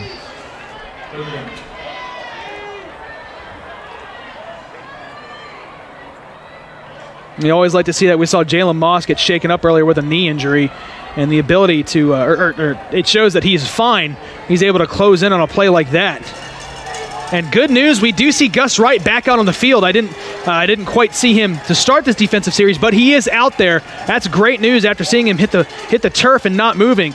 Back out on defense. Langston runs a screen. They've got blockers. Trying to bounce it to the outside is Handy Jr. Handy gets lit up there on that backside coming from behind. There he is, Drake Rodriguez. It's hard to mistake a mane like that hanging off the head of Drake Rodriguez. And you see him, he goes in there with a great swim move initially, and then as soon as he sees that the ball was passed, he's in immediate pursuit mode. And anytime you cut back, you have to be prepared for the people that are chasing you. And as a defensive player, are those the kind of hits that you live for? Those are the hits that you go to bed dreaming about. You dream about those hits as a defensive player. It's going to be 4th down, and they are off to punt. The lefty gets it out, and there's no return man back for the Lions. I guess they thought maybe another fake was coming, but it's going to be downed just shy of the 30-yard line. We'll call it the 32-yard line, and that's where SAGU will set up shop here with under 13 minutes to go in the 4th quarter in a one-score ball game. SAGU down 21-14. There you see Montana Western beating Rocky Mountain. The Rocky Mountain Bears 40-10 in that Frontier Conference. And then Sterling in overtime over Southwestern, the Mound Builders, 20-17 from the Kansas Collegiate Athletic Conference. Rock Mountain Bears. I wonder if their mascot's name is Smokey. I like that. I'd be a fan of that. Here's Watson on 1st down. They look back to the sideline to get a play after they kind of saw Langston maybe give away a blitz here. And Langston looks like they're going to fall back. And they do bring 5. Watson gets it out to Reggie. Reggie gets hit immediately. And they're going to give him a gain of, we'll call it 4 on 1st down. Makes it 2nd and 6. And that was a great 1-2 route right there. And even when the completion is made, Langston's defensive backs do a good job of being right up in the grill of the receiver as he catches the ball. Not a lot of yards after catch for these SAGU receivers. Langston's DBs swarm the football. That's what their DC loves to preach every day at practice. Here's Watson. He's back to pass. He pumps, rolls out to his right, tries to get it to his receiver, Patrick Hall, and Hall gets blasted after the incomplete pass.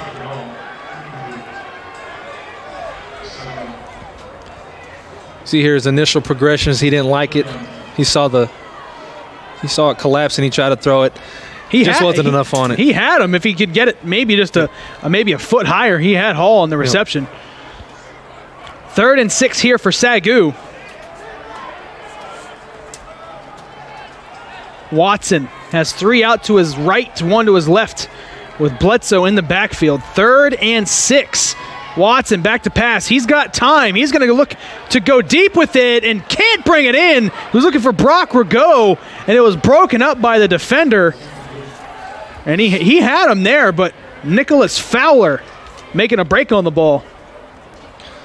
There you see Brock running the route. Stops a tad bit early. Maybe heard some footsteps on that one. Thankful it wasn't intercepted. The punting unit comes back out again for the Lions. Seth Green back to do the punting duties. And Langston has brought pressure every single time SAGU has dropped back to punt. And why not? They've already shown that they can't consistently complete the snap to punter exchange. This one is off, and it is brought in after the fair catch at the 37-yard line for Langston. And there you see a top 25 matchup. Dickinson State, the Blue Hawks beat Waldorf 30-28. Last second field goal that they beat the Warriors in that North Star Athletic Conference.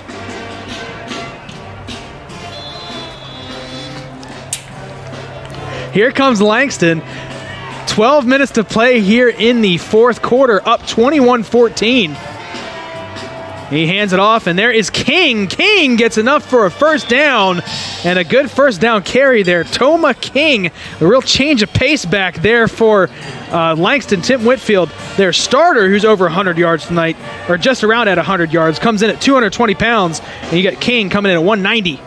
Yeah, you get a little bit of thunder and lightning there. You have Whitfield to come in, wear down the defense, and then you bring in King to do King things and slice up that defense. 1st and 10 here for Langston as the clock keeps ticking away, and the SAGU defense needs to get off the field to give their offense a chance to potentially tie this game up. King gets tripped up after that initial push for no gain on first down. That play was made by Kobe Roach.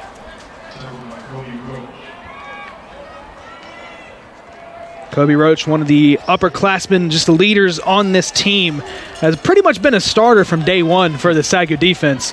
It feels like he's been here forever, but he just continues to make plays. 2nd and 10 here for Langston. Cooper takes a snap, and he's going to hand it off to King. King looks to reverse field with it, and there is Gus Wright. Can't bring the running back down, but thankfully for him, there was the rest of his SAGU defensive teammates there to help clean it up. And that is tremendous, a tremendous stop on 2nd down, and that makes it 3rd and very long. And it's good to see Gus Wright making an impact like that after the scare that we had earlier.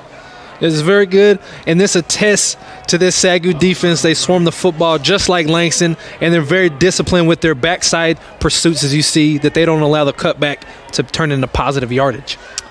3rd and 19 here for Langston. SAGU looks like they're going to bring a couple of people up in that box and go with one safety over top.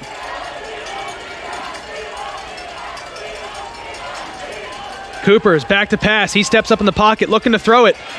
He's just going to check it down. Finds Handy Jr. He's trying to cut it up, trying to get anything he can, but he gets brought down just shy of the original line of scrimmage. That's going to be 4th and 11 for Langston, and the punting unit comes back out onto the field. That's going to be Landon Jones on the tackle. He does a great job of pursuing that, what seems to be like a delayed bubble screen. And those things are always tricky to read because you have to pay attention to the big boys running down the field, and you have to try to understand which way the receiver is going to try to run. So 4th and 11, Langston back to punt. Dorisso, the lefty, he gets it off, and it's a line drive kick. And it bounces, and it looks like it's going to settle right around that 20-yard line. Call it the 22. They're going to down at the 21, rather. 21-yard line here for SAGU as they take over on offense. And we are getting dangerously close to the halfway point here in the fourth quarter. These minute by minute, the Lions are running out of time to try to tie this ball game back up. Down 7. If not scored in this second half. The only score came off of a Langston touchdown and then a 2-point conversion, thanks to a bobbled snap from the punting unit.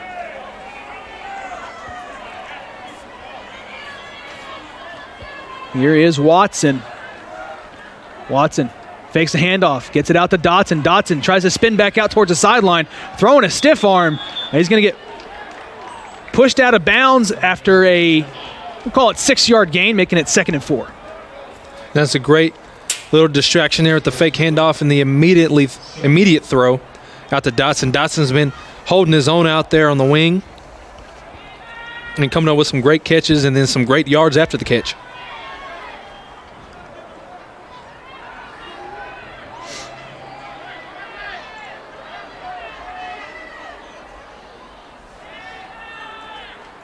Second and 4 sends Brock Rago in motion.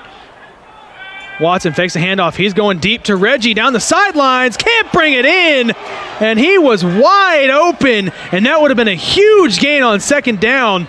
But the hit looked like it jarred the ball free if it didn't already go through the hands of the receiver. Dorian Williams broke that up. Yeah, you see here was a perfect pass right in a very small window, and he heard the footsteps coming, and then he felt the helmet next. 3rd and 4 here for the SAGU offense. He sends Rago in motion. Turns into 4 wide, 2 on either side. And he hands it off to Bledsoe. Bledsoe up the middle, or sorry, Gabe Sanders up the middle. And there we see the north-south running of Gabe Sanders. And he gets the Lions a first down, a much-needed first down. He's a very small, compact running back. You know, he holds good weight, and he runs with it very well. He's pretty quick, and I just love north and south running. And he had a big hole opened up by the offensive line right there. So a new set of downs here for SAGU. As Watson lines up with 3 to his left, 1 to his right. Sanders remains in the backfield. He sends Hall in motion, and he gives it to Sanders, and he gets a gain of none there on 4th down.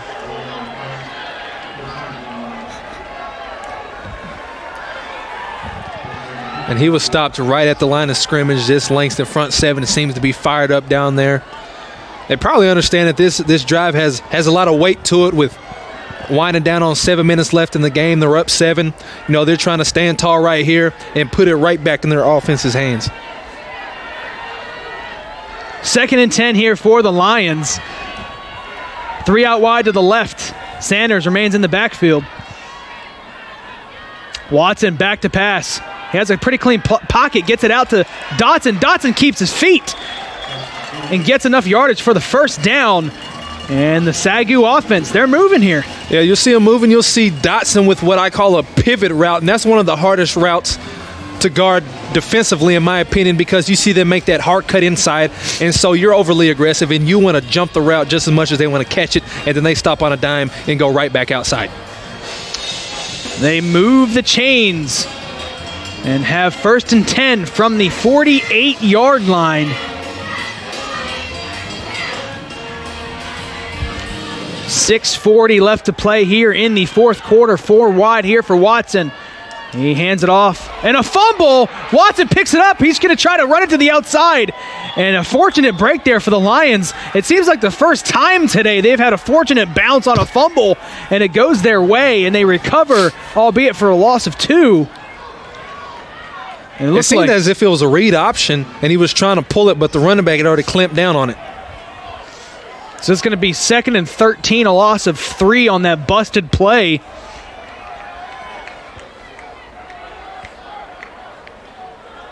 And here is Watson, 3 out wide to his left. Bledsoe checks into the game now in the backfield.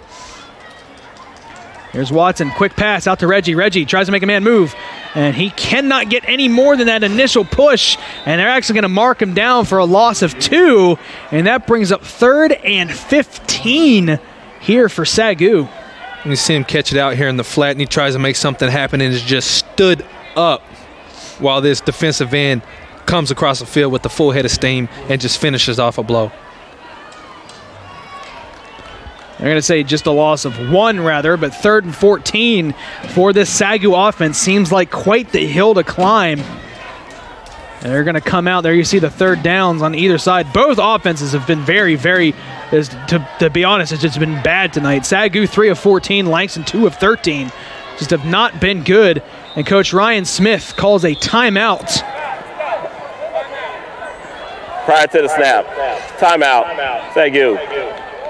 Second charge to the second half. Their second timeout here in the second half, so they've got 1 remaining with 5:28, just under 5.5 left to go in the ball game.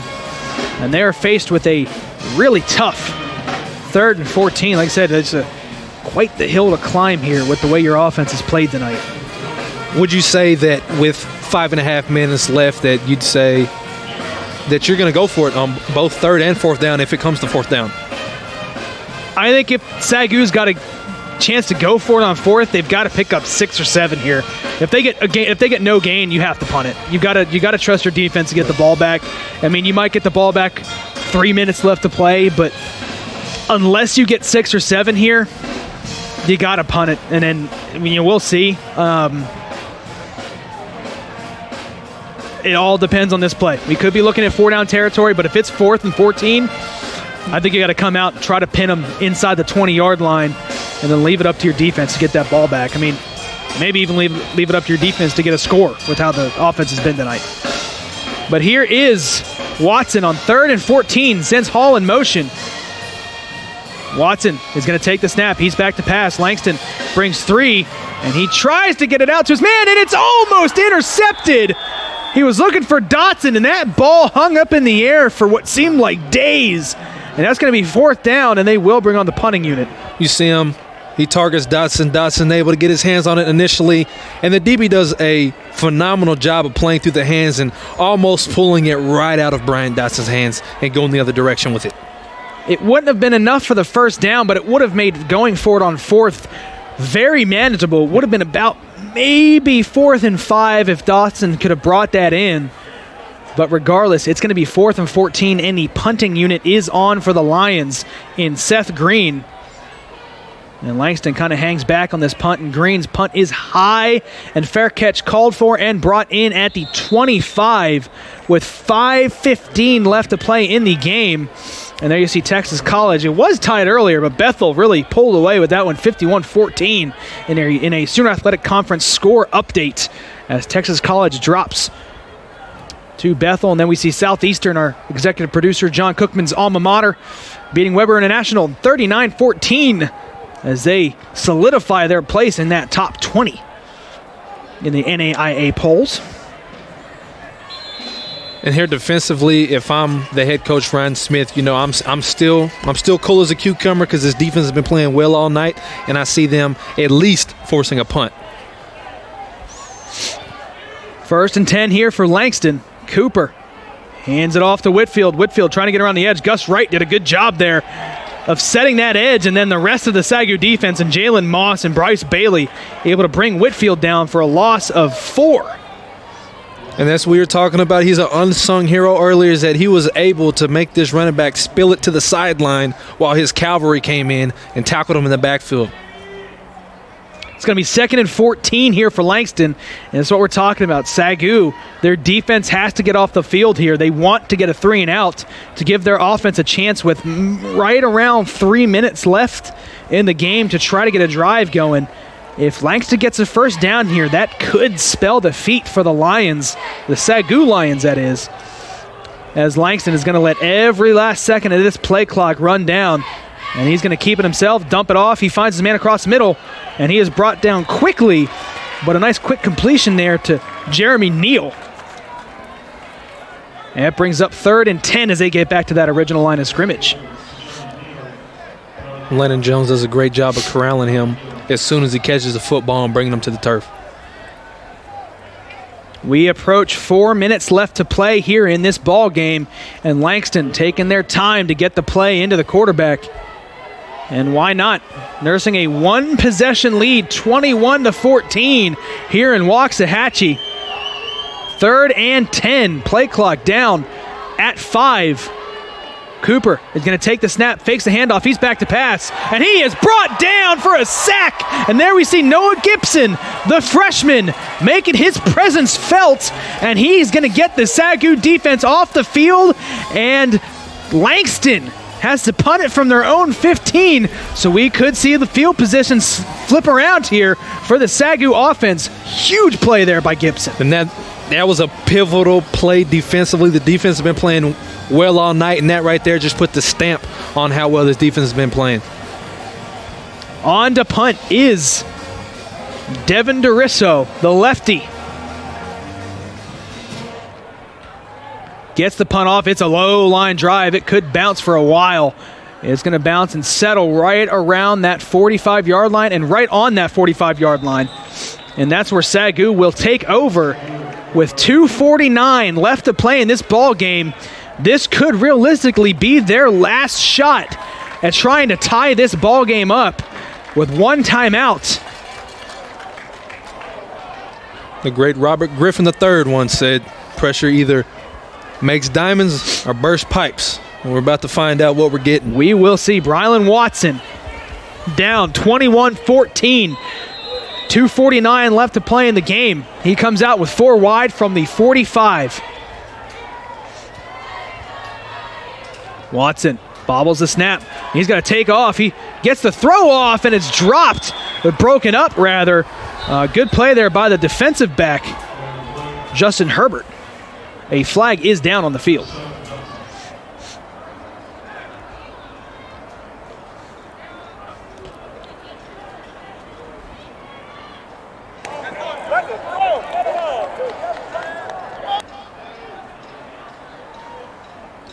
Awaiting the call on the field here.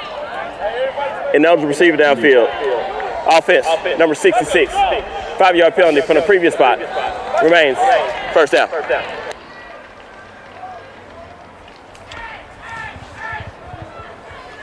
Not a penalty you ever like seeing. Evan Greathouse gets nabbed on the ineligible receiver downfield. So march that back 5 yards. And now it's 1st and 15 now for the Lions. Watson. They're going to do a little trickery. Here's Jalen Moss on the field. He's going to go to throw it to Dotson. Dotson tries to go over the defender to bring it in, and he cannot. So SAGU pulling all the tricks out of their sleeves. And we see Jalen Moss, again, who's a defensive back, into the ball game. Not a terrible throw. He gave Dotson a shot at it. He gave Dotson a shot, and as the ball came down, and that defensive back got good position on Dotson, Dotson had to become the defensive back right there. 2nd and 15 now for the Lions. 2:35 left to play. And Matt, now I would say you're in 4-down territory. You've got to try to get something going here on offense. You cannot punt the ball again. Here is Watson. He's got 5 wide. We've seen some success out of this formation tonight. And they whistle. Prior to the snap, delay of game. Offense, number 12. 5-yard penalty from the previous spot. Remains 2nd down. So now it's going to be 2nd and 20 on 2 penalties that have killed the Lions, killed the SAGU Lions here this drive. And it brings it back to the 35. So now they've got a very long way to go and essentially 3 downs to do it.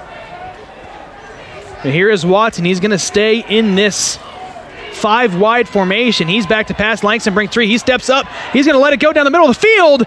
And it is brought in for close to a first down by Patrick Hall. What a catch, coming back to the ball and picking it up almost off the ground.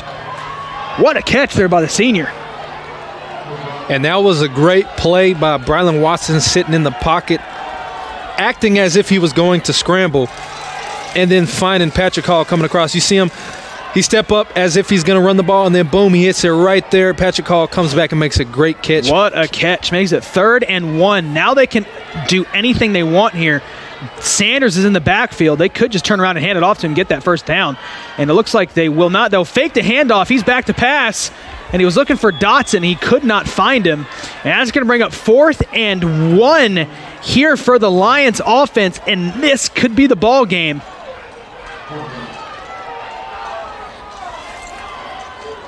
Yeah, you would assume that they would hand the ball off there. You know, I guess they were trying to catch the defense off guard, that, you know, they were expecting a run and they wanted to get a little RPO action going in there. But here is a big down. This is the ball game right here. Sanders is in the backfield behind Watson, 4 wide. Watson checks to the sideline.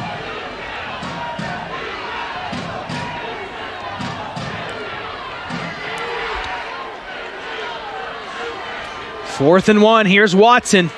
He takes a snap. He's going to hand it off to Sanders, and Sanders is stopped for a loss. And the Lions will turn it over to Langston on 4th down. And you got to wonder, why not do that on 3rd and give yourself a chance to set something up on 4th down? I think everybody on the Langston sideline knew that they were going to Sanders on that play. Yeah, I totally agree with you there, Adam. I would honestly reverse those 2 plays. Yep. I'd run the RPO on 4th down, if anything, and run the running play on 3rd and 1, which I believe you would have had a first down. I am 100% in agreement with you, Matt, on that one. But that's going to give Langston the ball. SAGU's got 1 timeout, so they cannot stop the clock any more than that 1 time. So look for Langston to effectively run this clock out and escape from Waxahachie with a win over the SAGU Lions. 21-14. It looks like SAGU's just going to hold on to that timeout and let this clock run down as they are prepared to go 0-8 on the season. And Langston will move to 6-2, 5-1 in conference. But if you're Langston, you wanted to walk into Waxahachie against a winless SAGU team and score more than 21 points and walk away with more than just a one-possession victory to try to get you some points or some votes in that top 20 poll to try to get a playoff bid here in the NAIA playoffs. And SAGU will take a timeout here after the second down run. Timeout. SAGU. Third and final charge timeout of regulation. So they do that. So they could potentially get the ball back here after a third down play. Could run the clock down to 20 seconds, maybe under 20 seconds, and you get the punt off. You're essentially banking on returning a punt for a touchdown at that point. But Coach Smith, this is really the only time he could use that timeout to try to get the ball back was after that second down play. And we'll see here as the 3rd and 7 opportunity comes to for Langston. But as it stands right now, again, they are looking to escape Waxahachie with a win over a conference foe, really a conference rivalry that's really been who you've tried to knock off the past 4 seasons as the conference champ between Langston and SAGU. Now, SAGU just not really been able to get to that point.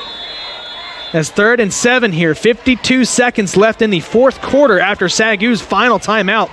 3rd and 7, Langston, Cooper takes the snap. He's just going to hand it off to Whitfield. Whitfield up the middle, dragging defenders with him. Takes a lot of time off the clock. Pushes the pile. What a carry by Tim Whitfield. And you can thank Tim Whitfield for walking this game off as Langston, on the back of their 1,000-yard rusher, eclipses 100 yards for the game after that carry right there. Look at that initial stop and just look at the surge. There are 6 defensive players there for SAGU to try to wrap up Whitfield, and he just kept the pile moving, and Langston will just kneel it out and walk away with a 21-14 victory over the SAGU Lions. There's a whistle. SAGU saying they have the ball. They do. SAGU has the ball. They fumble the snap on the kneel-down attempt. And now with 14 seconds left on the clock, SAGU has a chance on offense here. What just happened, Matt? I do not know what happened, but we have 14 seconds to tie the ball game up or go for the score, 2-point conversion to take the win. That's what you do? That's what I'm going for the 2-point. I'm right there with you. Going for the dagger. 100%. 100%. You have no wins on the season. You got to score first. 21-14, 14 seconds left. SAGU's got no timeouts. Anything they do complete has to be past that first down yardage or to the sidelines to stop the clock. Yep, it's unlike the NFL. You get the first down. They stop the clock to get the chains moved, and then once the chains are set up, then they'll start running again. So essentially, that you get at least a couple seconds. So grace. You're telling me there's a chance? There's a chance. 14 seconds left. Here's Watson with 5 wide. You got to look for him to take a shot deep downfield. He takes the snap, back to pass. He's got to get rid of it. Watson completes it to Dotson. Dotson's going to get brought down. There's 6 seconds left. The clock is going to stop. They have to get up and spike it. The line, everyone needs to get there. 6 seconds left after the first down.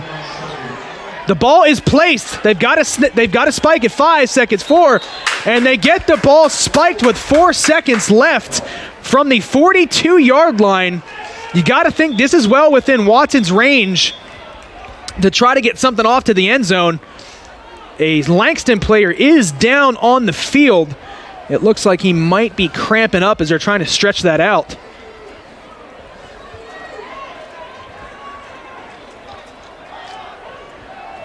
Can you imagine after a fumbled snap on a kneel-down attempt. It makes sense. You've been taking snaps from the shotgun all night, and this is the first time you go under center. You're not used to it. That's the problem with these college offenses that take all their snaps from the shotgun.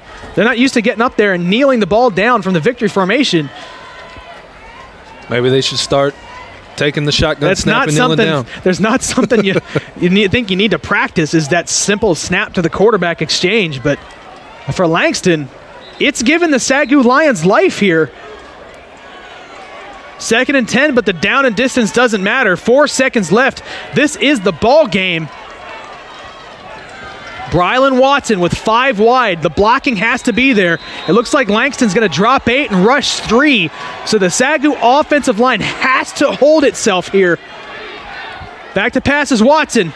He's got time. He's going to step up in the pocket. He dances around. He's got to get rid of it, and he will not. He goes down and is sacked, and that will be the ball game as Langston walks away with a 21-14 victory as Brylan Watson just could not get the ball out. And that's how your ball game will end, with Langston moving to 6-2 and 5-1 in conference.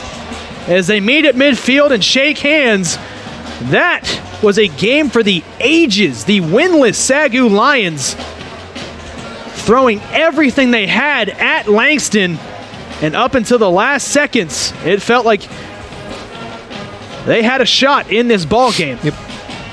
And there you see the updated standings here in the Sooner Athletic Conference. Ottawa still reigns at the top of the Sooner Athletic Conference at 6-0, 8-0 overall. Very, very good team, and we get to see them in a couple of weeks. That is going to be a game to watch. As you see the SAGU schedule, after the loss to Langston, they go up to the Panhandle up in Goodwell, Oklahoma to face OPSU. And then right back here for November 16th's matchup against Ottawa, Arizona, who boasts a top 5 offense in the nation, scoring close to 60 points a game. And this SAGU defense has its work cut out for it on that next game. That will be our next football broadcast here, November 16th. Well, for our fantastic student crew who does such a good job every week to bring you these broadcasts, not just football, but volleyball and soccer and everything across the SAGU campus in the world of sports. For our sideline reporter, Riker Russell, for my broadcast partner, Matt Williams, I'm Adam Ferguson. Thank you for watching the SAGU Sports Network.